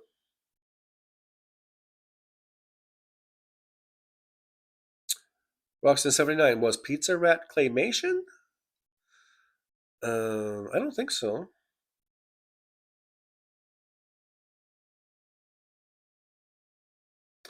Mr. Spock says, I think it will bring in an end era of global unity. Well, all of the allies that we've worked so hard to work with and have trust with, our partners around the world, they certainly don't really want anything to do with this right now. They don't want anything to do with us. They have no faith in us right now. And even if we get, a good president in, a good Democratic president, it's going to take a lot to regain trust. If ever, who knows? Because they'll just say, maybe let's say we get Newsom or whoever. It doesn't matter. It could be whoever we get is a good Democrat, and we've got a good Democratic Congress, and we're turning things around. We're undoing all the fucking harm that Trump did.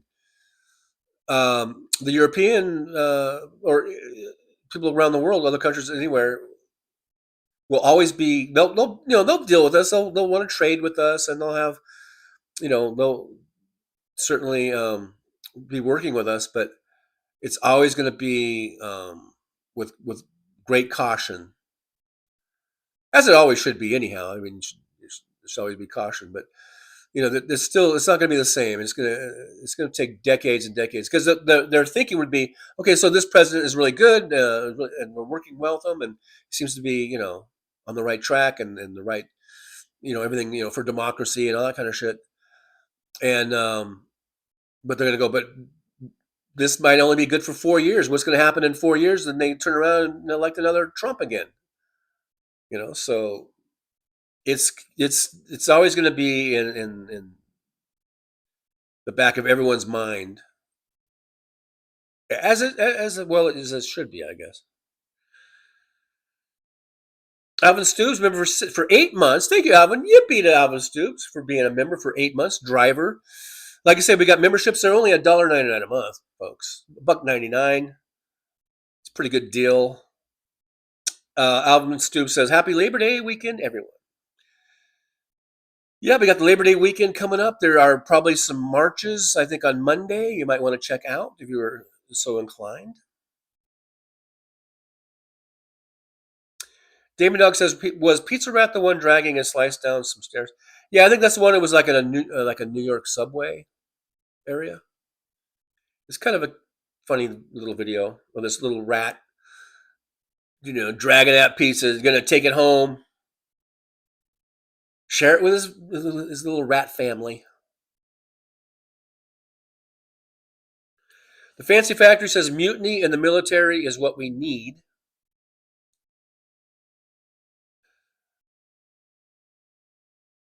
Yeah, there's got to be for these like generals and these leaders, that there's got to be some line, right? Like they're probably just going along with this, but if it ever came down to some thing like like shooting on Americans, I would really, really hope that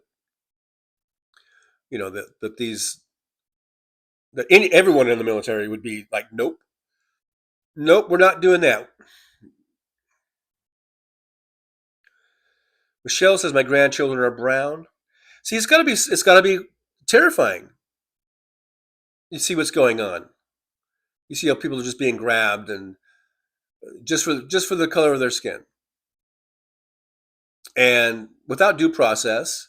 Even U.S. citizens are just being grabbed and snatched, and sometimes they get out the same day, sometimes they don't.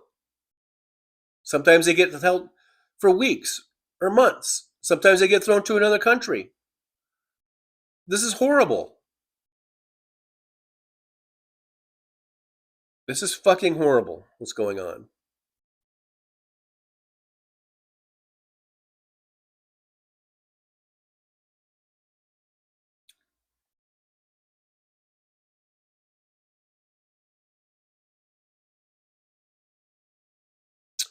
Chris Doug says, here's a thought.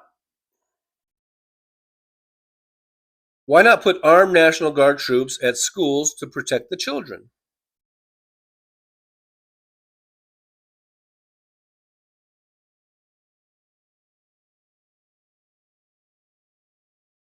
I don't know. Do you want? Is that what you want? You want your kids to go to a school that looks like a prison, and it looks more like a prison than a school, and kids are seeing all these armed guards walking around, and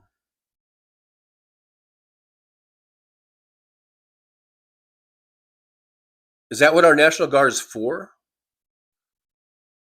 Anyhow, to guard the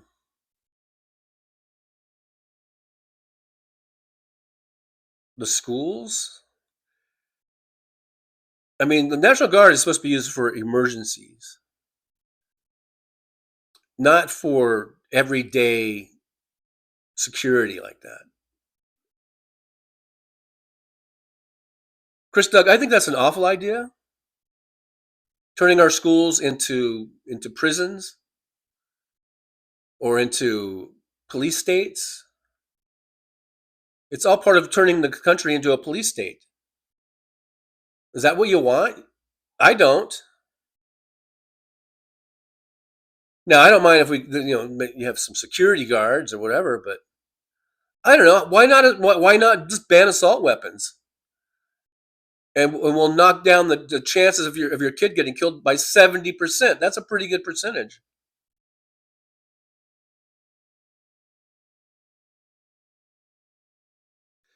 I mean, yeah, there are things that security measures, that probably need to be done, but I don't think we should turn our schools into fucking prisons with armed guards walking around and shit.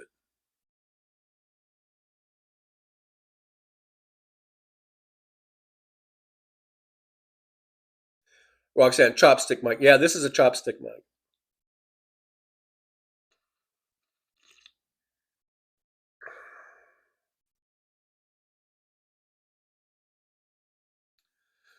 Look, Dragon says Donald Trump has been an informant to the FBI since the mid-'80s. Not sure where you're getting that from.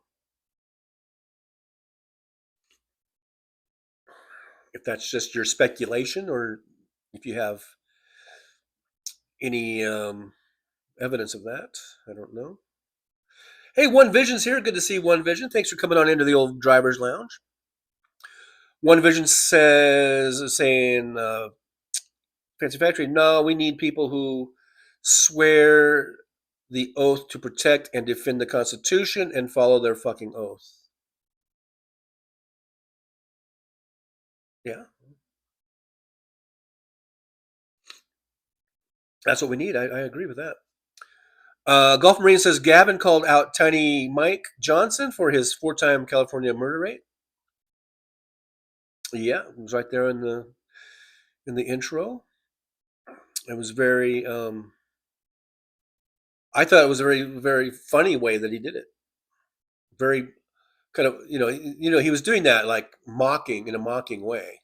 The way he was sitting at his desk and he had his law enforcement officers behind him, and it was all it was still mocking Trump.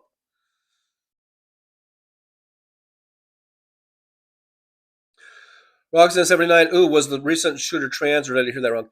I was kind of halfway in and out of sleeping when I had Stephanie Miller on this morning.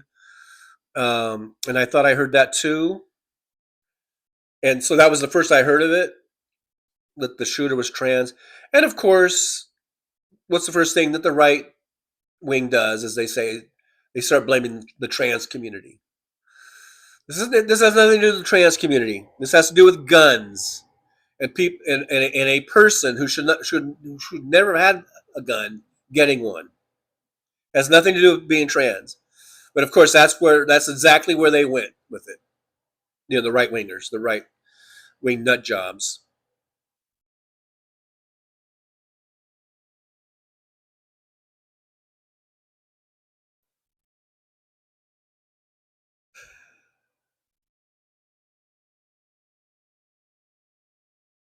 Mr. Spock says, I think the good liars had a spatula mic. Oh, good for them. Marsha Jones says it'd be cheaper to make your schools safe with stricter gun laws. I agree. We don't want to be living in cities where we're under a constant guard, like we feel like we're being occupied by an occupying force. We want to be safe, but we don't want to be, under the gun, literally.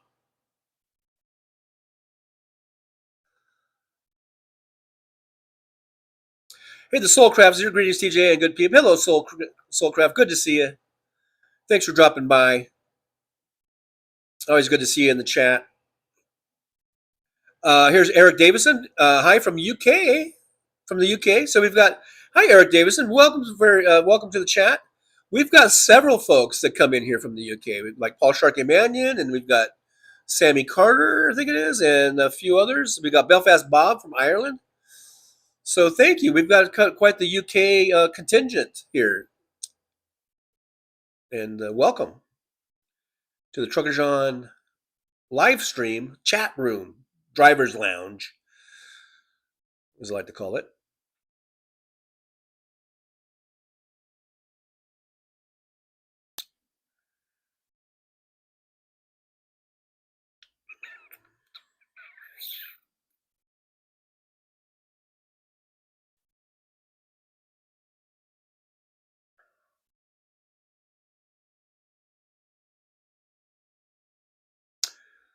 Mr. Bob Newell, how's the coffee? It's pretty good.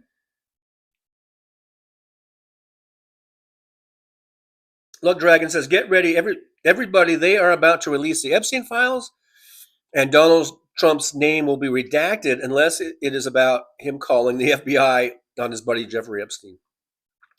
Yeah, anything that's going to,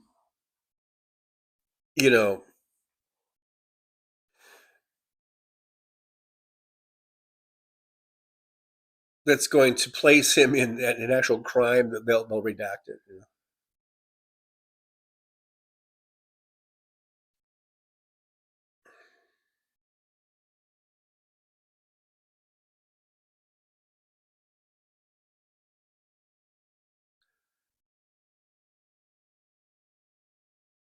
Keith Police says the Peter Thiel J.D. Vance connection is suspicious. There's lots of suspicious shit going on in that White House, isn't there?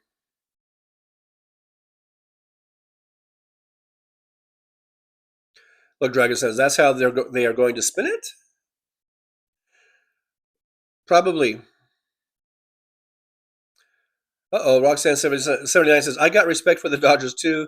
Just don't tell Jen I said that. I hope he's not watching or listening today. Honestly, I've never followed baseball, so I'm a fair weather fan, I suppose. I watch football. I'm a Commander Skins fan, I guess.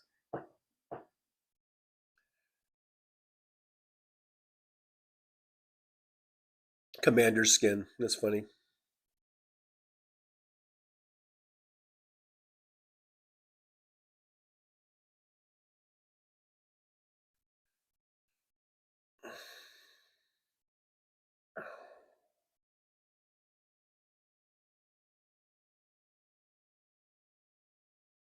Golf Marine says Redskins are now just embarrassed conservative white guys.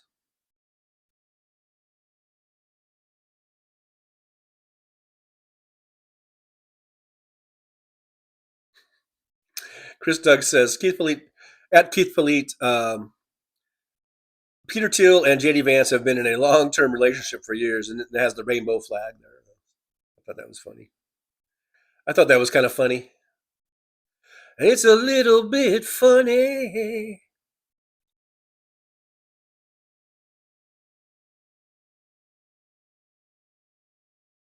Look, Dragon, I can't get over the fact that the amount of psychedelics I did in the 80s has somehow prepared me for this moment.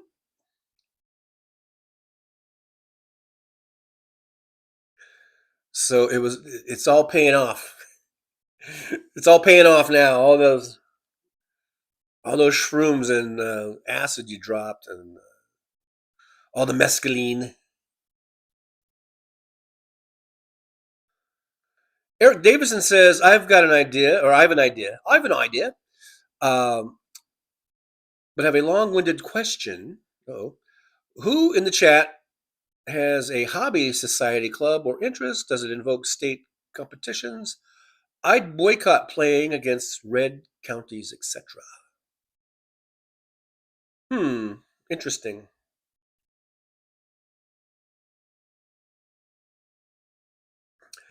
I don't know if I would do that. Well, I guess it depends, but yeah, I don't know. I don't know. See what you guys in the chat think about that.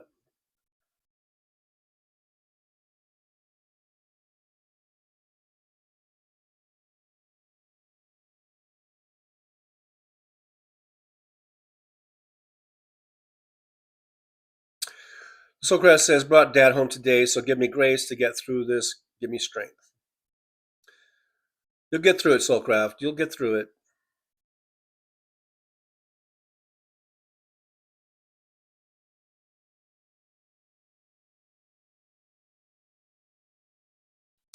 Fancy says, you can do it, Soulcraft. Yeah. Roxanne 79 says, Golf Arena I haven't watched in over a decade when they started changing the rules. This season will be my first year back, and I was a Washington fan back then, so I'm not sure who I like yet. Not the 49ers. Good. I'm glad you don't like. I'm glad you don't like the Niners because I hate the Niners. But yeah, Roxanne, you were watching when I think they could football. You could still actually make contact without getting a penalty. So yeah.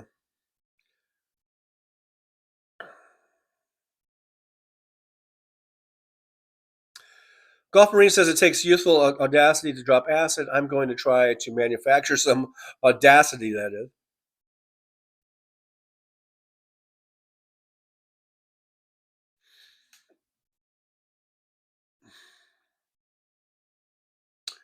Nick Rich says, stay strong, Soulcraft.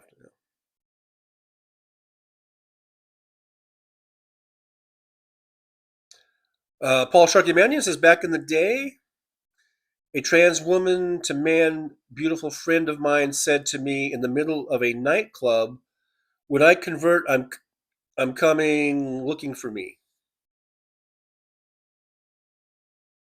Yeah. Oh my.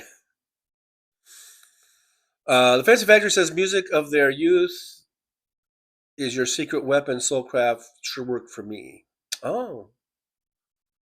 Play some of that. Yeah, that would be nice, probably. That might be nice. Look, Dragon 2112, just listen to the first side of Rush 2112. It's all there. That wasn't related. I don't think that was related to Soulcraft. Gosh, it's been a long time since I've listened to 2112.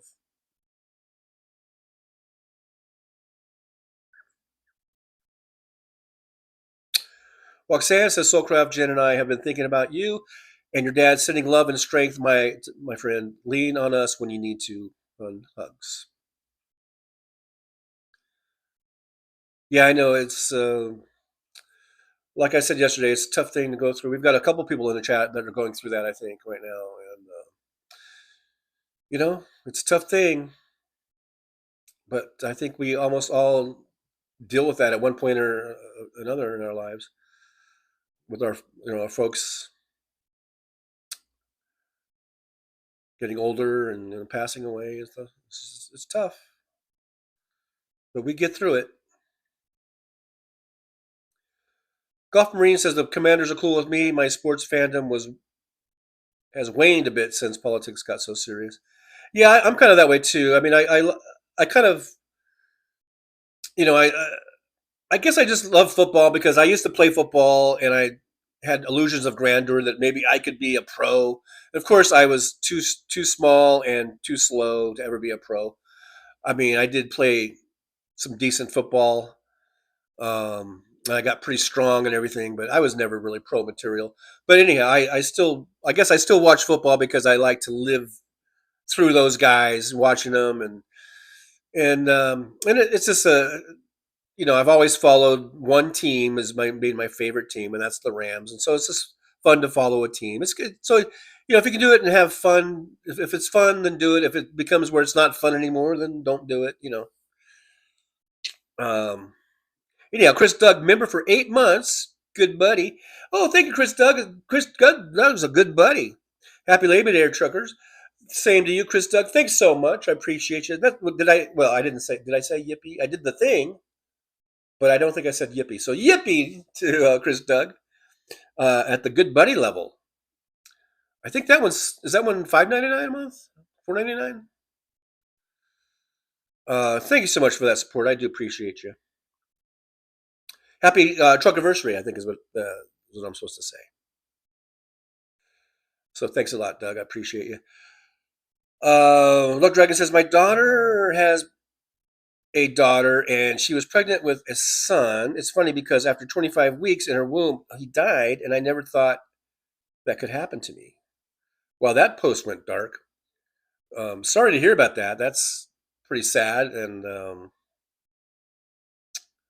so I don't know how long ago this was that this all happened, but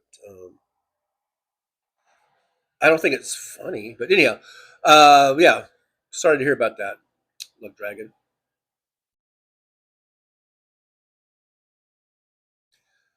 Robert Perez says, oh, Johnny, don't forget we have to get money out of politics completely. That is very important to me. Well, it should be important to all of us, because it's the reason why we keep kind of chasing our own tail. It's like, yeah, we want to get all this certain stuff passed, gun control, assault weapons ban, or whatever it is we want to do. Big money is big dark money. A lot of it's dark money being funneled into these Republicans, and so we can't get the things done that we want to get done. If we ever want to get it done, we have to get money out of politics, but we can't get money out of politics until we get the majorities that we need, and we can't get the majorities we need because the dark money is pumping up all the Republicans. So it's like this catch-22 type of a thing. It's very frustrating, but we can overcome it if we, the people, get out and vote in huge numbers, and we're able to get the majorities that we need in the House and the Senate and get the White House. And maybe we can actually get rid of Citizens United, for instance. We can have actual real campaign finance reform. We can actually maybe make it where it's all publicly financed campaigns, which would be good, I think. So, yeah, but look, it's important. That's a very important issue, Robert, and I agree. I 100% agree. David Dog says, you're not alone, Soulcraft. We're all there with you in spirit. Absolutely.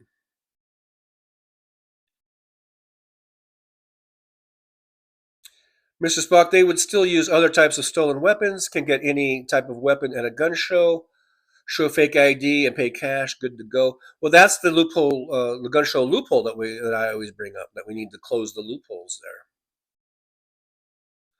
And I'm not saying, like if you're saying they would still use other types of stolen weapons, and earlier in the show I said we needed to bring back or have an assault weapons ban, and we need universal background checks.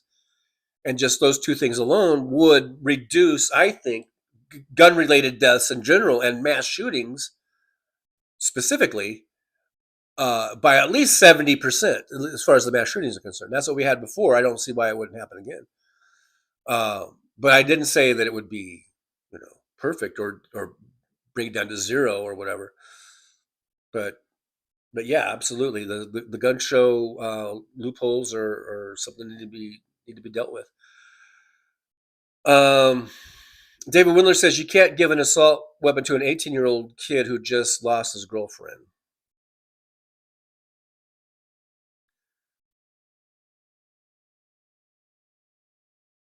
I say we should just have an assault weapons ban, but even there are legislators that try, mainly Democrats. I don't think it's always Democrats.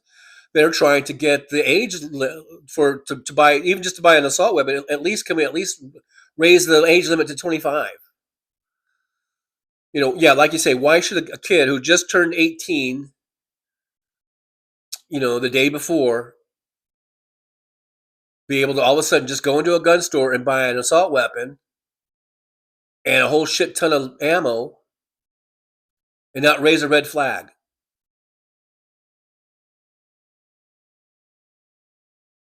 And then we have Uvalde and things like that. So why do we allow this? Well, because the gun manufacturers, talking about money and politics, the NRA, the big lobby group for the gun manufacturers, says you're not doing anything like that. You're not taking away anything, because that might mean we're going to sell fewer guns, and God damn it, we can't have that, because that goes against our bottom line. We can't do anything that's going to go, even if it means saving the lives of children. Fuck them. Our bottom line is more important than your children. That's what all that fucking means. The gun manufacturers' profits are more important than your kids. Just fucking deal with it.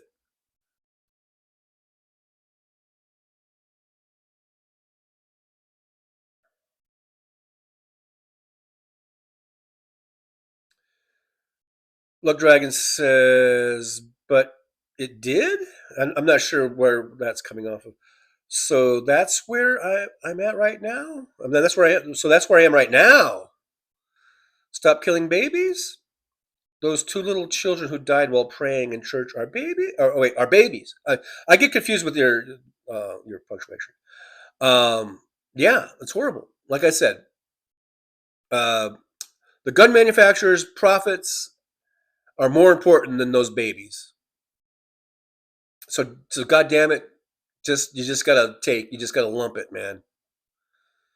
You gotta lump it. It's for the good of the gun manufacturers. That's all that counts. Mr. Spock, but a 10 gauge is okay. I'm just going by the statistics. We had an assault weapons ban for 10 years. Mass shootings went down by 70%. I think that's good enough reason for us to have another assault weapons ban. We're going to talk about shotguns and other guns. Yeah, you can kill people with those too.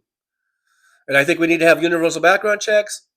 I think there's a whole bunch of shit we need to do for gun control. But I'm just saying, boom, like something we could do right now that would probably save who knows how many hundreds or thousands of lives is an assault weapons ban. Boom, it would do it, right? Okay. Then we can start talking about shotguns and other weapons.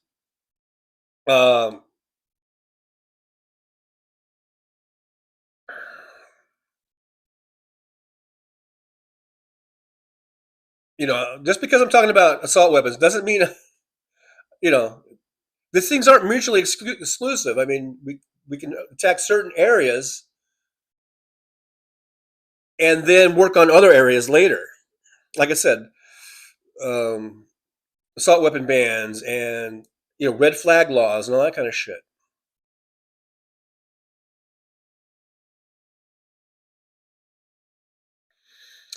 Soulcraft says, I get emotional at everything, so bear with me if I seem a bit out of it. I come here for friends and community, and this proves my decision is sound. Yeah, I know. Right now, you are going to be really emotional. It's a really emotional time, and that's okay. It just proves that you're a human being, Soulcraft. You're a human being. You're going through a tough thing. It's okay to be emotional. Luck Dragon says, unfortunately, even the prayers of the children aren't working anymore. I'm not sure if they ever worked in terms of in regards to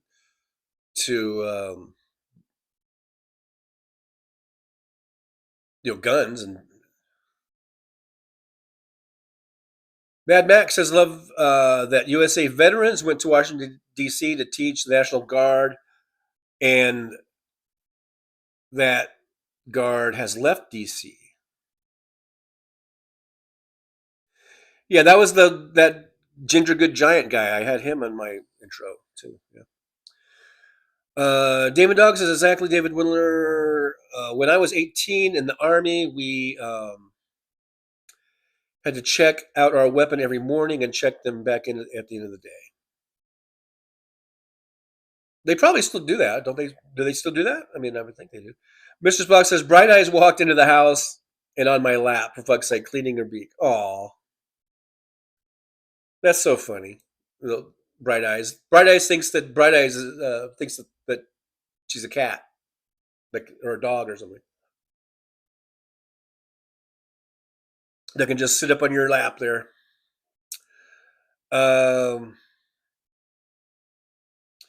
Paul Sharky Manion says, considering the amount of submachine guns and amount of practice you have in America, you're still shit shots. Third time lucky. Okay, whatever. Roxanne79 says, Soulcraft, I have been in a similar situation with my stepfather, caring for him as he struggled with ALS, and being there at the end is tough. It's unlike any other pain, and we're stronger than we think. It is tough. And when my dad died, we had relatives that came down and were with us also. Some relatives that I hadn't seen in a long, long time. And it was nice having them there. And they had just lost their mom a few years earlier, these relatives of mine. And so they kind of could relate, and they would tell me certain things that, I don't know, just seemed to be helpful or whatever. So that was kind of nice to have that support. And so if there's anyone in the chat, I think Roxanne is offering support in a way that we can do in a chat kind of way. I know it's not the same as being there, but I hope that you find some usefulness out of us just being here and knowing that we're with you in spirit, because it's tough. It is tough.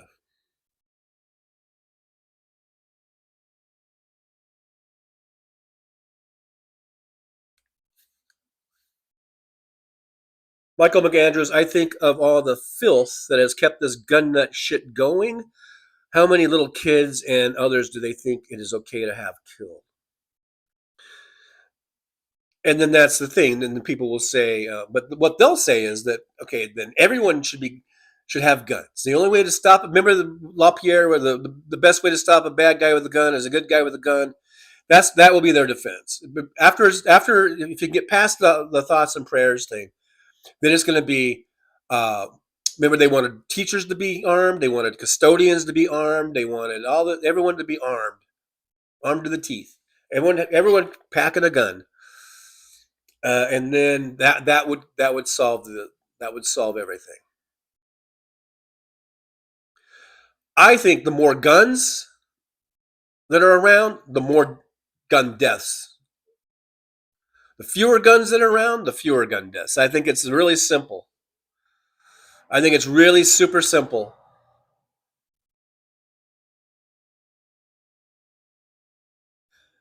I must be really behind the chat because Nick Rich says the C word is one of those that still hasn't been okayed completely. And I called Joni Ernst a cunt about a half hour ago, I think. So I think I must be about a half hour behind in the chat. For those of you that may have missed it, I called Joni Ernst a cunt. I just wanted to make sure, just in case, if anyone missed that.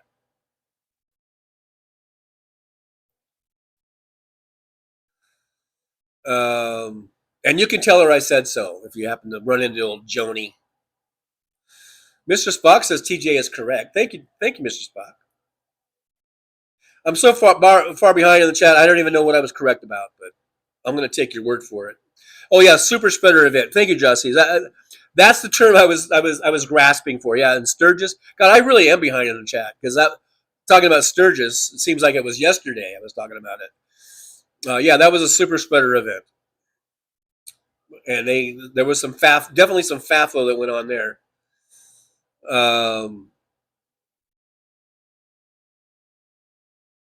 So I'm going to skip down a little bit since it's already been 2 hours. Oh my God, it's been 2 hours already. And I'm still like a half hour behind. Mad Max says, yes, Sturgis is near Mount Rushmore. I have ridden a Harley for years, and I will not go to Sturgis because there are too many idiot maggots. I want to have fun when I go to bike rallies, not fight. Right. Right. You know, it's not like we're all in high school anymore. I remember high school, all the guys wanted to fight all the time. You know, okay, fine. We're in high school. We're young and dumb. We're full of cum. We're full of testosterone and all this kind of shit. So I can kind of get it. But God damn it, when these guys are in their 40s and their 50s and older, you're not a fucking high school kid anymore. Fucking grow up. You know? Anyhow, that's what I got to say about that.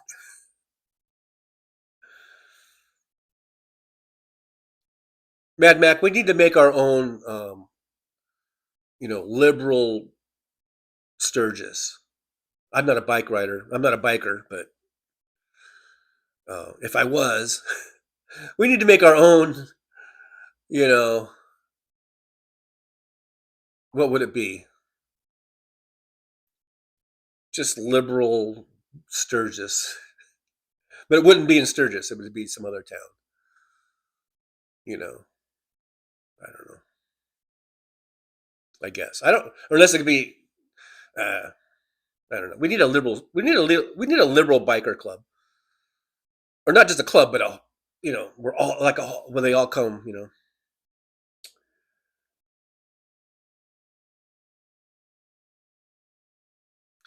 Nick Rich says, Mr. Spock, he's 20 minutes behind and won't recall what he was talking about. Exactly. I'm already, that's what I just said. I mean, it's not that I don't recall, but it's just, I'll see something posted and I'm like, what was that about?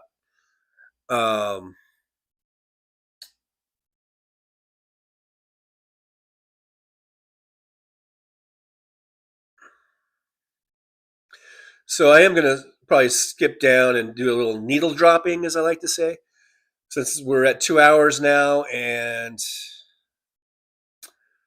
and I'm really way behind. So I've just sort of scrolled down in the chat. Damon Dog says, Sharky, fuck off is the same forward and backward, except backwards is pronounced with an Irish accent. Fuck off. See, that's what happens when you needle drop. I'm totally mid-thread on something you guys were talking about, and it doesn't really make sense. We got Julia Talent here. I like your beard, brother, to Goov. Oh, groovy. Are you talking about Damon Dog's beard, I think? Must be Damon Dog's beard.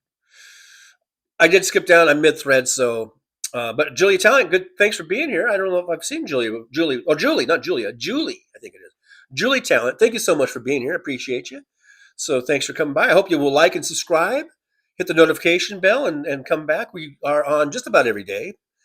Monday, Wednesday, Fridays, and Saturdays at 11 a.m. Pacific time. Tuesdays and Thursdays at 9 a.m. Pacific time. So I hope you'll come back and check us out. Julie says, hey, Trucker John, how are you? Well, I'm doing good. How are you? How are you doing? How you doing? Hey, how you doing, Julie? Good to see you. Thanks for coming on in. And I hope you'll stick around. I'm 20 minutes behind. I don't even know if you're still here. You might be gone by now. That's the thing when I'm behind in the chat.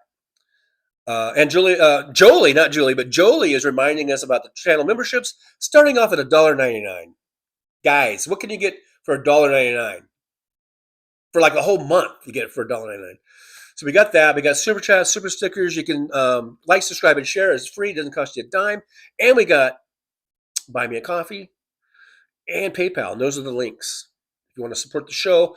Because of your support, we got this really cool chair. If you can see it. Well, it's kind of hard to see, but really cool chair. I just bought this really cool microphone that may or may not work at some point. See, there it is.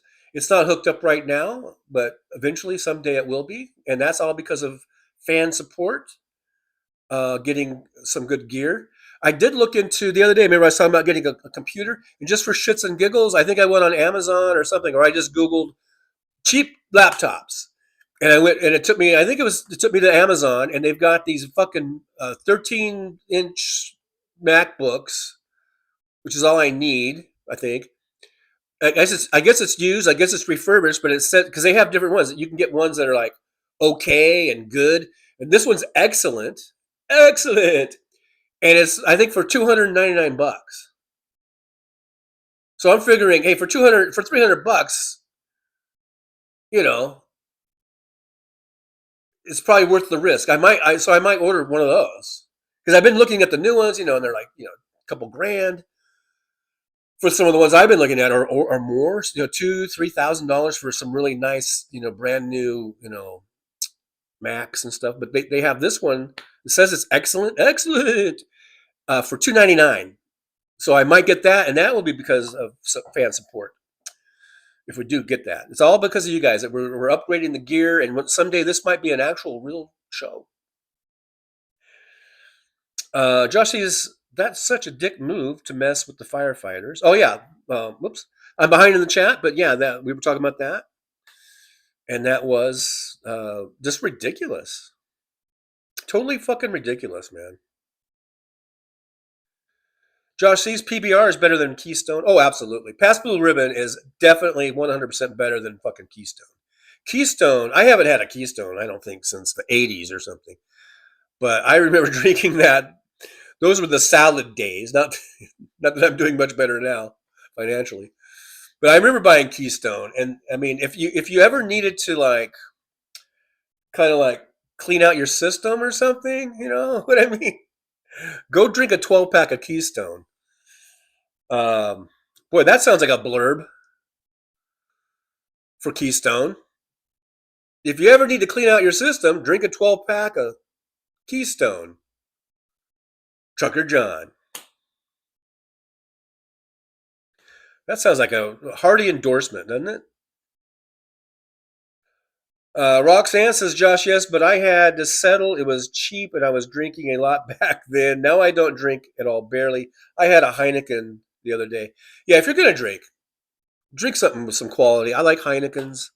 My beer of choice, it seems like the last couple of years, has really switched to Modelo. I really like Modelo. You know, before that, I mean, I used to like Guinness, and I used to like the what was that brown ale? What was that? Something brown ale. I used to like those a lot. But the last couple of years, I've been like a Modelo man. Totally Modelo. I like the Negra and the Especial. One's blonde and one's brunette.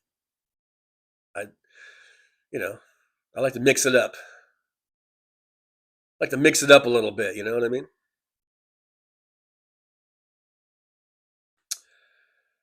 Mad Max says Tramp told Epstein about a house he put an. Oh yeah, this is the thing. Okay, about the revenge. He put an offer on. Epstein went behind his back and offered more money, and then got the place. Tramp was mad, so he snitched about Epstein shit to the FBI dickheads. Yeah, and I've heard that. I think Hal talk about that, and that goes to earlier what I guess Luck Dragon was asking about or talking about. Trump being like a snitch and that's what that was about. Nick Rich says I picked up a half dozen 720 milliliter cans of Molson Dry today for $18 and change at Mr. Spock. Not cheap is right. I got it's not cheap. There's a 7-Eleven. Like I said, it's a 4-minute walk. I bought a 6-pack of Modelo. How much was it?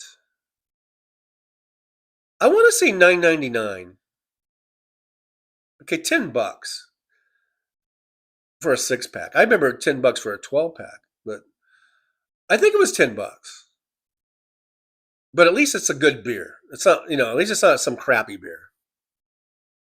I think Modelo is a pretty good beer for being a store-bought. It's not a fancy smashy IPA or whatever. You know what I mean? Okay, I'm skipping down and needle dropping. Somewhat so. Paul Sharkymanian says, sorry, everyone. I'm very worried about my next door neighbor. She hasn't replied over a week. Yes, I've rang the police. She's either out of town or dead. I'm sorry to inform you. No, I shouldn't joke about someone dying. But it did sound funny. I hope she's okay. Michael McAndrew says, my dad had us all meet in Colorado at a dude ranch type thing. Millions of hummingbirds were there.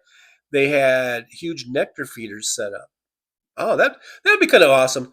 I like hummingbirds. There's a restaurant in Washington in North Bend, I think it is. There's a TA. Well, some of our folks from the area might know where I'm talking about. There's a TA truck stop, and so in the restaurant, they have like a regular big restaurant, sit down restaurant, and along the outside, like along the where the windows are at, they've got booths, and at each window they set up the hummingbird feeders. And so while you're sitting there waiting for your food, you could watch the hummingbirds. And it was always so cool to just watch these hummingbirds. I think I have a picture. I think I managed to get a photo of it. If I ever, maybe, I don't feel like scrolling and looking for it now, but that's my hummingbird story. And plus, we've had hummingbirds come around the house over the years. Like, and it's always kind of fascinating to watch them, and how their little wings are just fluttering like a million miles an hour, and they're just hovering, and they got their like straw like beak, and they are pretty fascinating.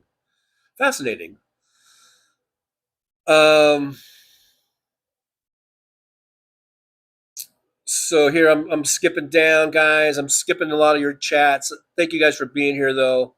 I don't mean to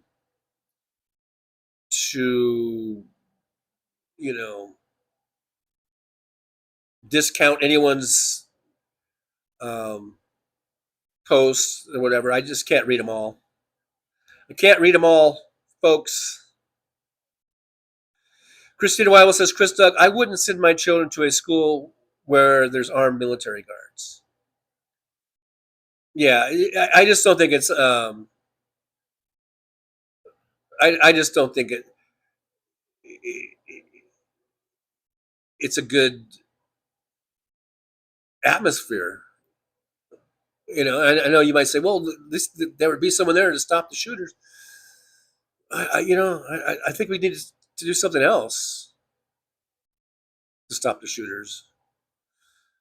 I'm with Christina. I don't want my schools looking like a prison compound. Thomas Walker, 4806 is here. Hey, Thomas, not sure if I've seen you before, so thanks for coming on in and joining us here in the driver's lounge. Thomas Walker says, my thoughts on Robert Kennedy connected to the weird talking points floating around on current news issues, etc. More to follow from my autistic mind in next comment. Please stand by. Okay, will do. Hopefully I don't skip over it. But thanks, Thomas Walker, for coming on into the driver's lounge. Bob Perez, I think your microphone taped to your stick looks like a spatula. Laughing out loud. Oh, does it? No. To me, it looks like a mic taped to a chopstick. Mr. Bob Newell, do you like crunchy peanut butter?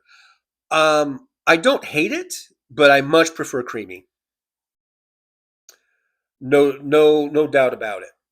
It's not even close. Not even close. Richard, watching from Australia, 6 a.m. for Richard, the expat living down in Australia.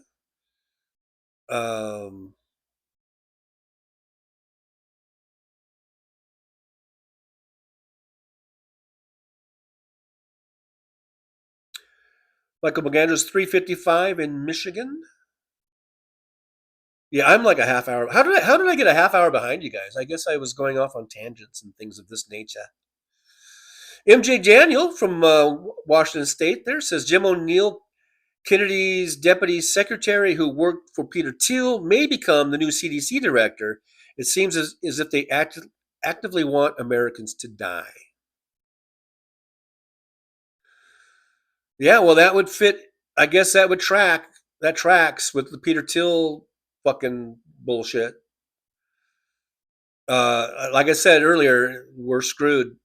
You thought we lost a lot of people during the first Trump administration. We're only 7 months into this, folks. He's got over 3 years to go. Plenty of time for them to do all kinds of damage and to kill lots of Americans. Lots of Americans. We lost over 1 million with Trump the first time. We might have 5 or 10 million die because of him this time. That's pretty scary. Pretty scary thought. Okay, I'm skipping down, guys. So I'm skipping. MJ Daniel says, coffee I have been getting at Winco for $6 for 22 ounces gone up to nearly $9. Yeah, everything's going up. Everything. Ironically, though, it seems like egg prices aren't. Everything else is going up. I mean, I just did some shopping the other day. I had to get some more eggs. I got an 18 carton thingy for I think $7.99 for 18 carton of double A or whatever grade A eggs. But everything else I think is going up. It's kind of weird. Mr. Spock says the cost per chicken this year is $9.56.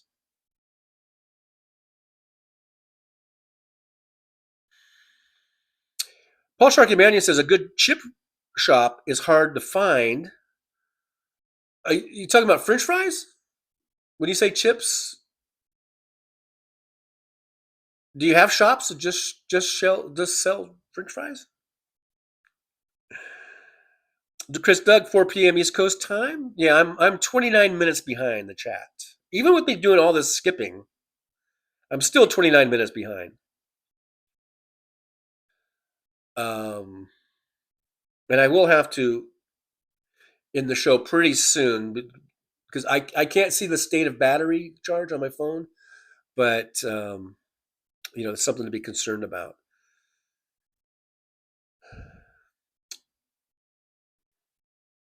Paul Sharkey Man, he won 180 pounds, I guess, today. Spent most of it only joking. Oh, here's Thomas Walker. Says Sodom and Gomorrah plus CDC plus Robert Kennedy and odd tells from the time loop. Just some elements in my research so far from my autistic mind.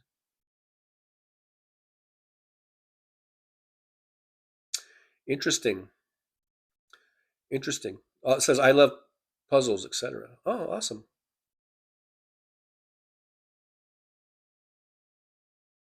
Mr. Spock says, it's not free-range chicken. It is it, Marcia? Supermarket chickens are about $15 here, half the size of mine.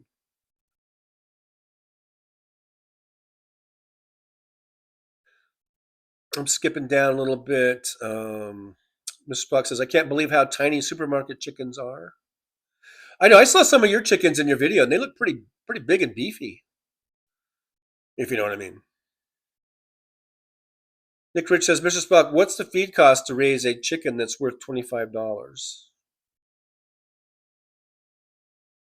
Well, isn't chicken fee supposed to be cheap? Because that's people say, like, I'm getting paid chicken fee or something like that.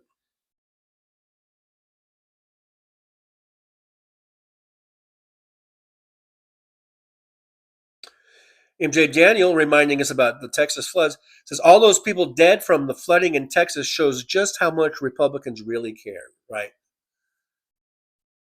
Because they held, and the whole thing about the Democrats leaving is that session, that special session, it was supposed to be about relief for the victims, about the flood victims, and about putting in some safety measures and stuff for future events so that doesn't happen again.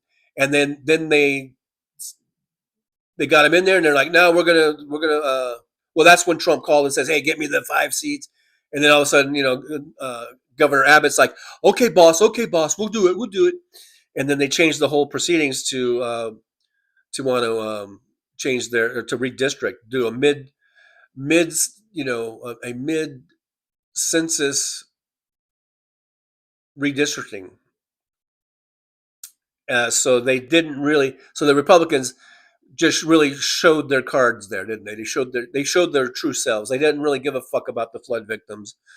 They don't give a fuck about any of that. All they care about is getting more Republican seats, gerrymandering the fuck out of their state so they can pick up more seats so they can help their fucking tyrant, dictator, fucking diaper-wearing shitbag Donald Trump to get reelected. Or not for him to get reelected, but for him to keep the House and the Senate in the congressional elections of 2026.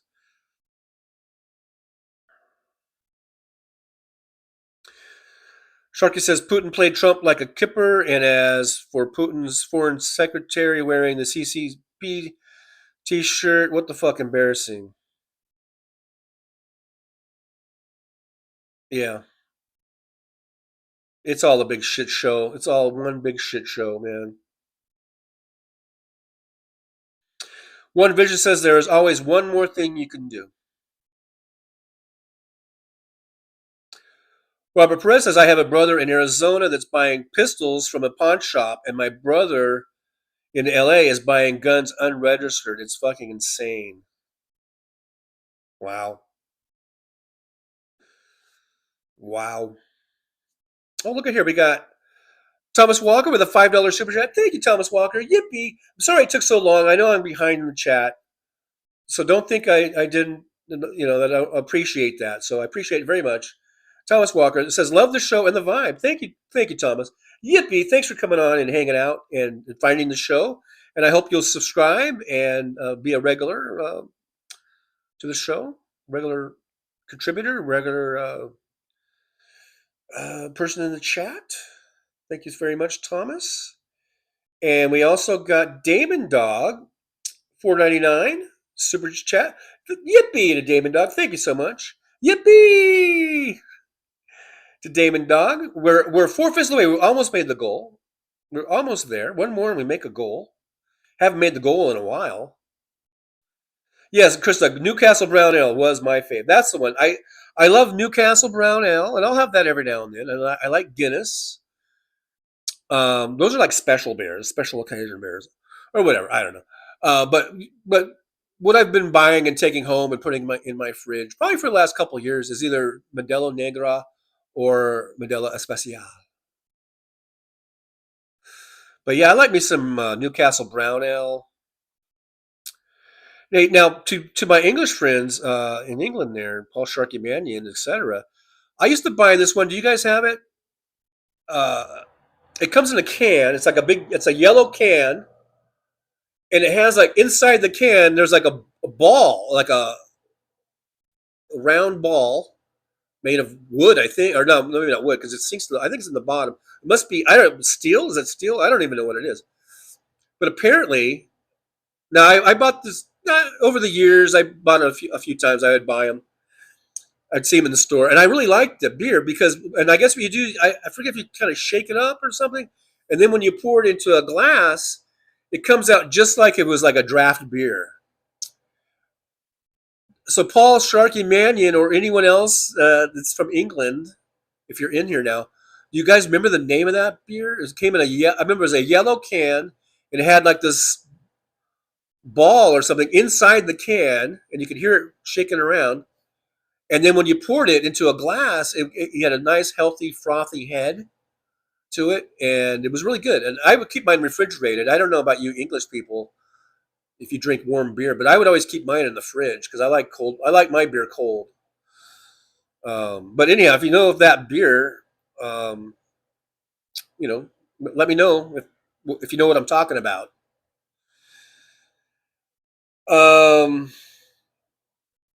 Damon Dog says, what will be worse for maggots, him being a child rapist or him being a snitch? Oh, definitely child rapist.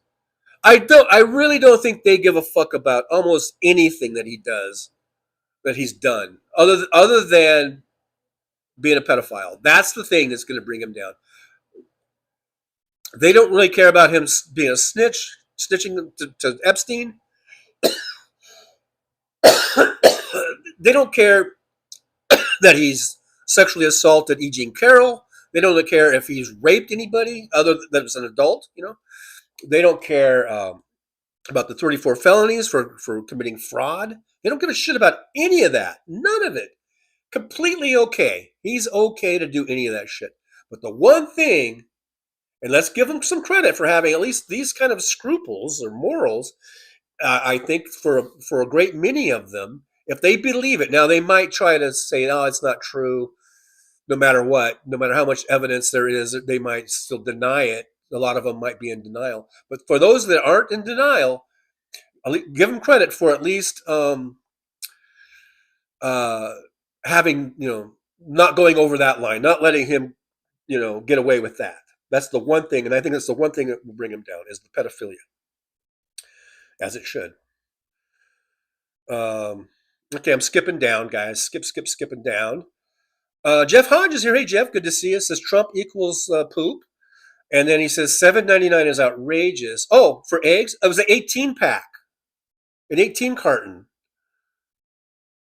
And I'm just saying, in comparative, people were talking about eggs being so expensive, and I remember, being $10 and $12 and $15 and all this kind of shit. And now I got an 18 carton for $7.99. Actually, you know what? I think it was $5.99 because if I looked on my receipt, I think they crossed that out, and I got a $2 discount on it. I think it might have been $5.99 now that I think about it, for an 18 carton. Yes, for eggs. And so I'm just saying. I mean, you remember during the fucking 2024, that's all he talked about was eggs, the price of eggs. And now, so here we are now, and I've seen coffee go up. I've seen all these things go up. Meat and hamburger going up. I've seen all that, but the eggs seem to be the one thing that's not really going up. That's all I was trying to say. MJ Daniel says no more bird flu killing chickens, so egg prices are stable. The rest of the economy is fucked. Nick Rich 130. Now I'm 10 minutes behind. I have been skipping down, and then I skipped a lot of your chats, a lot of your great chats, your great input. I have skipped it, but because of time restraints, we're at almost 2.5 hours in the show, so it's basically a battery issue. I can't have the mic and charge at the same time. I don't have a splitter and all that kind of stuff. So that's the thing there. But hi, Jeff. Says hi, y'all. Hi, Jeff. Good to see you. We got $88.99 RGRXX. Stay healthy, stay strong. A buy from Switzerland. Well, hey, thanks for being here. $88.99. I don't know if I've ever seen you in here before, so thank you for being here. You might be gone already because you said goodbye. But I hope you gave me a like, a subscribe, and a share, and I hope you'll come back. Like I said, we're on every Monday, Wednesdays, and Fridays and Saturdays at 11 a.m. Pacific time, Tuesdays and Thursdays at 9 a.m. Pacific time. I know if you're in Switzerland, God only knows what time that is, but I'm sure you could Google it and find out or whatever, or you know what time it is now, and I'll leave that up to you to figure that out. But thank you so much for being here. I do appreciate it. It's nice to see some new faces coming in. And not that I have anything against the old faces. I love the old faces. But it's nice to have new people coming in. And hopefully the show will grow and we'll get more and more. I always say the more the merrier. MJ Daniel says, every American who still cares about the Constitution needs to speak out, especially law enforcement and military. It is their sworn duty. Silence is unacceptable. Yes, they have sworn to uphold the Constitution, not a man, but the Constitution. One Vision says, Damon Dog, yeah, I'm an old sledgehammer. 19K M1A2 tanker, fuck a hammer. I was a 70-ton rolling firestorm. Man, I bet you were. Jeff Hodge says, gas prices are not down either. $3.21 nationwide average. Now, someone was telling me, it might have been, was it Jen, or was it Roxanne or somebody? That they were telling all the gas prices, and there was one place that they mentioned was like $1.60 a gallon or something, back east somewhere. Nick Rich, hopefully John does a needle drop down to the cookie. Oh, Nick, you love that cookie, man. You love that cookie, man, don't you, Nick? I know you do. You love that little cookie, man.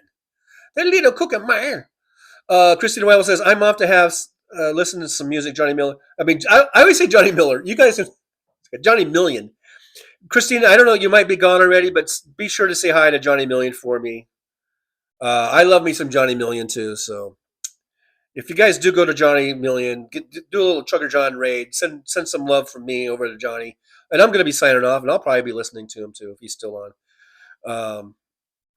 But yeah, look at there, Nick Rich with the $1.11. I guess that's a super sticker. Yippee to Nick Rich. Thank you so much. I do appreciate you for doing that. Michael McAndrews, actually, I'm busy in my shop pounding on my buddy's hood. He had an accident, and I want him not to have a dented car while he's looking for a job. Oh, that's not nice of you. You're a body man, huh? You do body work. I didn't know that, Michael. So that's pretty cool. Pretty cool thing to do there.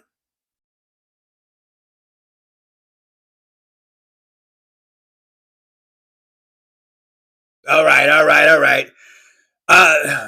Just for Nick, I know Nick has been calling for me and he wants me to come in and say whatever. So maybe I'll finish doing some of the chats for Trucker John. Trucker John can go use the restroom or whatever, and maybe I'll read the rest of these. One Vision says, you like me, Damon Dog, playing anything, just play it loud. That's right, play it loud, crank it up. Crank it up, motherfuckers. Crank it up. Chris Doug says, TJ, oh, TJ's not here, but TJ, are you talking about Tetley's? Not the tea, the beer. I don't know what Trucker John drinks. Personally, I just drink Mad Dog 2020. That's all I drink. I don't know about this mamby-pamby English beer. So, yeah, screw that. I'm skipping down, guys. You know what? I'm skipping down because I don't give a fuck. Chris Doug says, Tetley's Ale is from Leeds. Oh, are we on that? Is that what we're doing? We're just going to be talking about Tetley's now? How about titties? Let's talk about some... No, I shouldn't do that. Jolie doesn't like it when we talk about titties. Jeff Haas says, but gas is going up. I got some gas for you.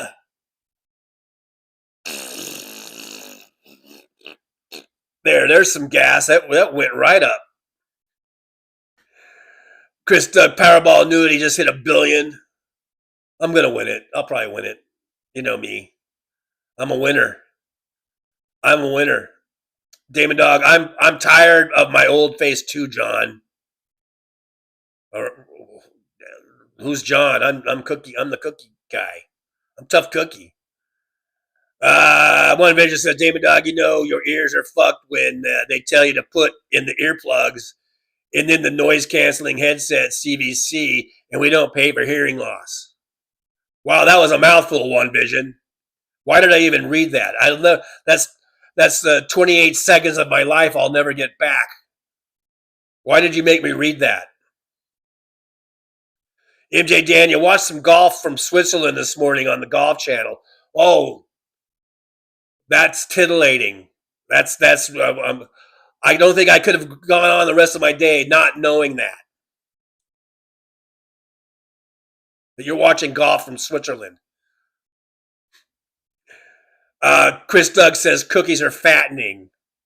You're goddamn right they're fattening. You're goddamn right. Don't you forget it. And proud of it. We're proud of being fattening. You think that's some sort of an insult? I'll make you fat. I'll turn you into a heifer.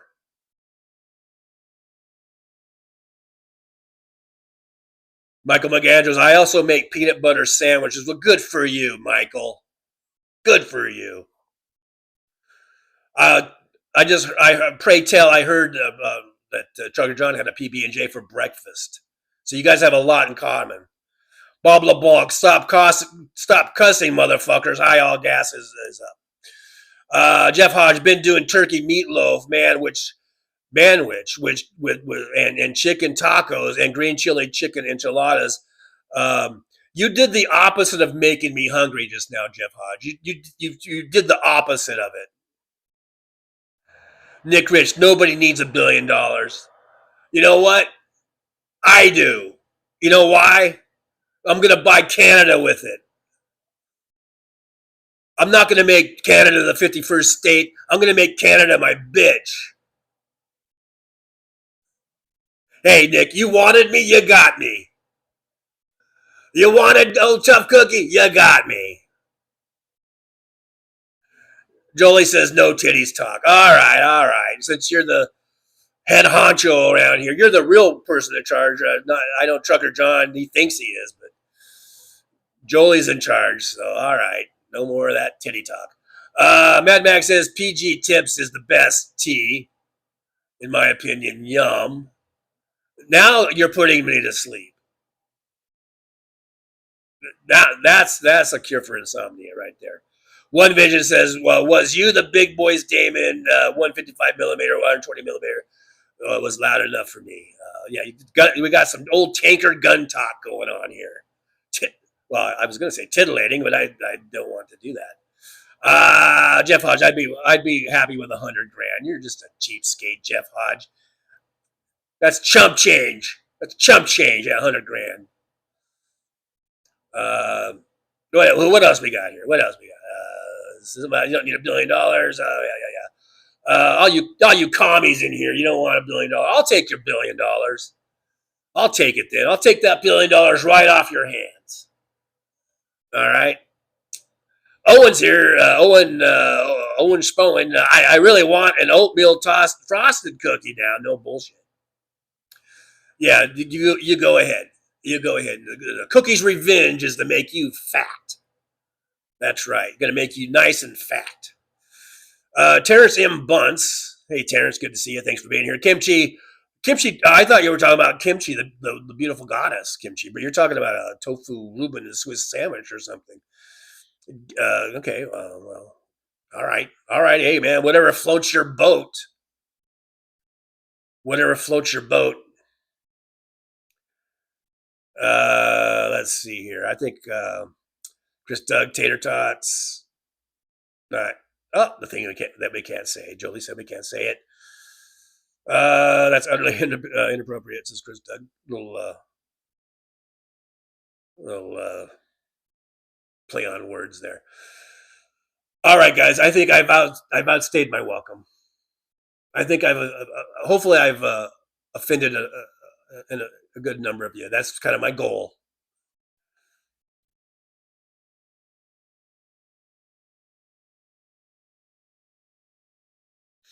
Oh, took me a while to get in here. I thought I had to push Tough Cookie out of the way. All right, so now the nice guy comes in, Mr. Nice Guy here. I got to try to make up for all the people that Tough Cookie may have offended. But I'll go ahead. I'll take over some of the chat reading duties. Damon Dog says, I tried surveyors in the last year and a half, but we did all the math. Oh, math stuff. For M102A2 howitzer. Okay, why am I reading this? Why are we talking about this? My MOS doesn't even exist now. Computers do all the work. Yeah, that's pretty bad when your MOS doesn't exist anymore. MJ Daniels says, bounce your boobies. Get in the swing, bounce your boobies. Yeah, that's okay. I guess we can talk about boobies. I don't know. One video says, Tough Cookie, you look more like a ginger snap brittle. Yeah, well, Tough Cookie, he is what he is. He is what he is. Owen, I'm only a little bad, I promise. Chris Doug says, I bought an iced pumpkin spice cake at Trader Joe's, and now I cannot button my pants. Okay. Yeah, maybe need to go on another 6-mile hike to make up for it. Maybe that'll help. I don't know. Bob LeBlanc is here. Let's see who else is here. Damon Dog. If you're not offended, stick around. I'll get to you shortly. Yeah, did he miss anyone? I don't know. Mad Mac. Well, we can't say titties, so you tricked me into saying it. So we can say boobies then. Well, apparently, because we already covered that. I think. Chris Doug, I can't be offended. Look who the president is. Yeah, really, right? Yeah, if we got that ass munch in the White House, then the bar's been set so low, hasn't it? All right, guys, let's turn red to purple, purple to blue. I don't know. I just thought I'd say that because I have a purple beard. Wouldn't it be nice if we were the purple states of America? Trucker John wanted to be like, he wanted to start like the blue states of America. I'm starting the purple states of America. I don't know why, but I did see that my state of charge, the state of charge is at 20%. 20%. So, Trucker John, get back in here. But thank you guys. Thank you guys. There you go. Thank you guys for being here. I do appreciate you. We all appreciate it. Tough Cookie, myself, Trucker John, we all appreciate you. Yeah, and that's I can third that I can third that notion. Thanks guys for being here. You guys are pretty awesome. Thanks for hanging out. We got some new faces, I think, in the crowd today. Some new folks. Slava Ukraini, absolutely. From Mad Mac there. But yeah, thank you guys for being here. There we go. Thank you so much. And if you didn't hit the subscribe button, make sure to hit the subscribe button. We're trying desperately to get to 4,000. We are desperately trying to get to 4,000. So let's do that. And I'm going to take some of this down over here so that won't be in the way in a moment here. And let's see. So tomorrow is Saturday, so we will be doing a Hal Sparks after show hangout tomorrow at about 11 a.m. or whenever Hal gets off the INZA show, and that'll be right here on this very same channel on YouTube. This one right here. So save it, hit the notification button, subscribe to it. Hopefully that will get you back in here. Nick Rich says dandelions await. Yeah, as soon as we get to that 4K, I will eat a dandelion on a live stream. So, and I don't think I've seen anyone do that before. So if you want to see that, then let's get to 4,000. All right, guys, I'll see you guys tomorrow. Thanks for hanging out. I don't know if Johnny Million is still on or whoever. If you guys want to raid somebody, is there anybody to raid? Let me just check real quick. Johnny's Million's on it, but he might be only on for 4 more minutes. So if you guys want to go to Johnny Million, you can raid him and give him love from Trucker John. And other than that, I think Nicole's over with. Nicole Sandler's done. Dodger Nation is on. No, that's not on. That's over. So there's really not much on. Operation Starsky's on. But anyhow, I'll see you guys tomorrow at 11 a.m. All we have to do now is the words of wisdom. So make sure you guys get your a pad to write on, something to write with, and write this down. All right. So guys, for today's words of wisdom, just number one. This is several. There's a list here. So number one.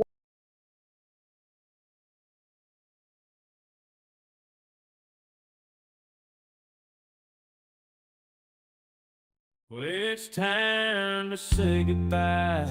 The show has come to an end.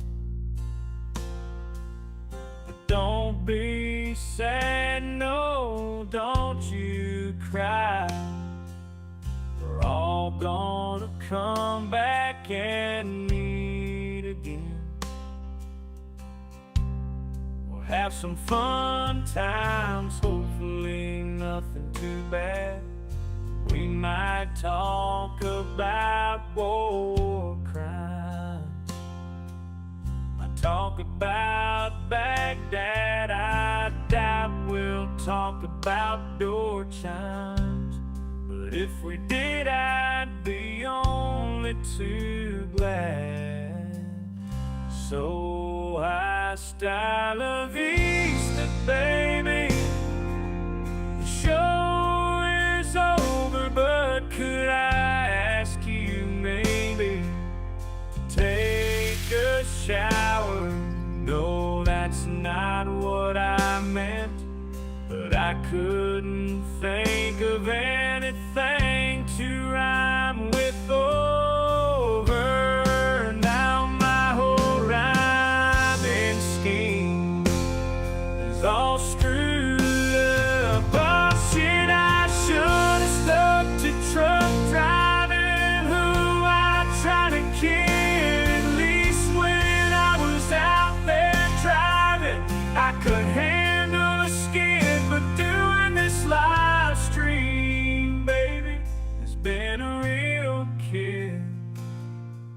So I hope to see y'all again right here on the Trucker John live stream. We're gonna do it again and again, right here in the Trucker John live stream. Yeah, the Trucker John live stream. We're gonna come back and do it all again. No, this ain't no dream. This is where we win. Right here on the Trucker John live stream. No, it's time to say goodbye. The show is coming in. Don't be sad, no, don't you cry. We're all gonna come back and meet again. Rolling down the highway in my rusty old rig. I'm a retired trucker, but my spirit's still big. Living in Vegas, where the lights never sleep. Broadcasting my thoughts for the world to keep. From politics to pop culture, I've got it all. Sharing my views, no matter how big or small. Talking about food, the movies and bugs. Shining a light on all the social issues. No shows, I've driven through the desert, seen the city so bright. But now I'm living in a different kind of fight. From my apartment in Las Vegas, I hold the key, exploring the world through my live stream for free.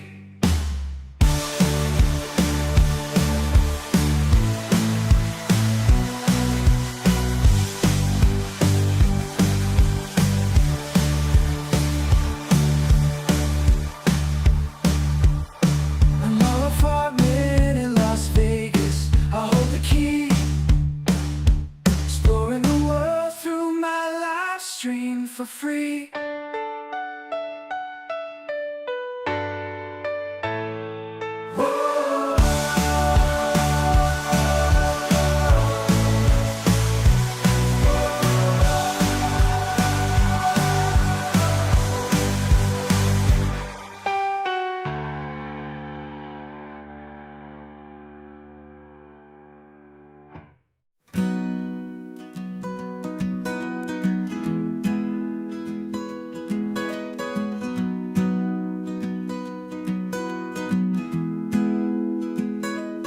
So you want to take a trip down Paradise Road, but it ain't that pretty, it ain't paved with gold. Everybody's got the dirty little secrets, everybody's got some things unknown. But if you ain't real careful, baby, it'll cut you down to the bone.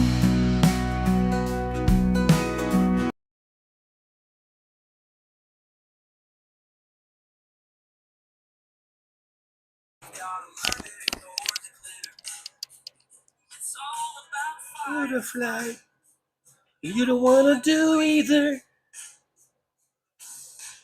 Go on down the Paradise Road, it'll be since you were young. But all it'll do is make you feel old, wretched in your love for lust. It'll make you wait. There's one big game in our love. All love is in the hunt, so going in for the kill. On down to Paradise Road, we're all out. Nobody knows where to make it may show. Right up on Paradise Road, everyone knows. Be your dirty little secret, it'll be your guilty little pleasure. And they that everyone will seize, and then they side love is on the thieves. Oh, they'll be free. Boop, boop, boop, boop, boop, boop, doo, doo, doo, doo, doo, doo. Oh, man, All he wants to do is live dice. Where would you hide? We'll do it with a little more time. Dreams of happily ever after are really just another night's in. When the sun goes down, you lay there wondering, and really do it all again. You give it one last try, hoping for one last big win.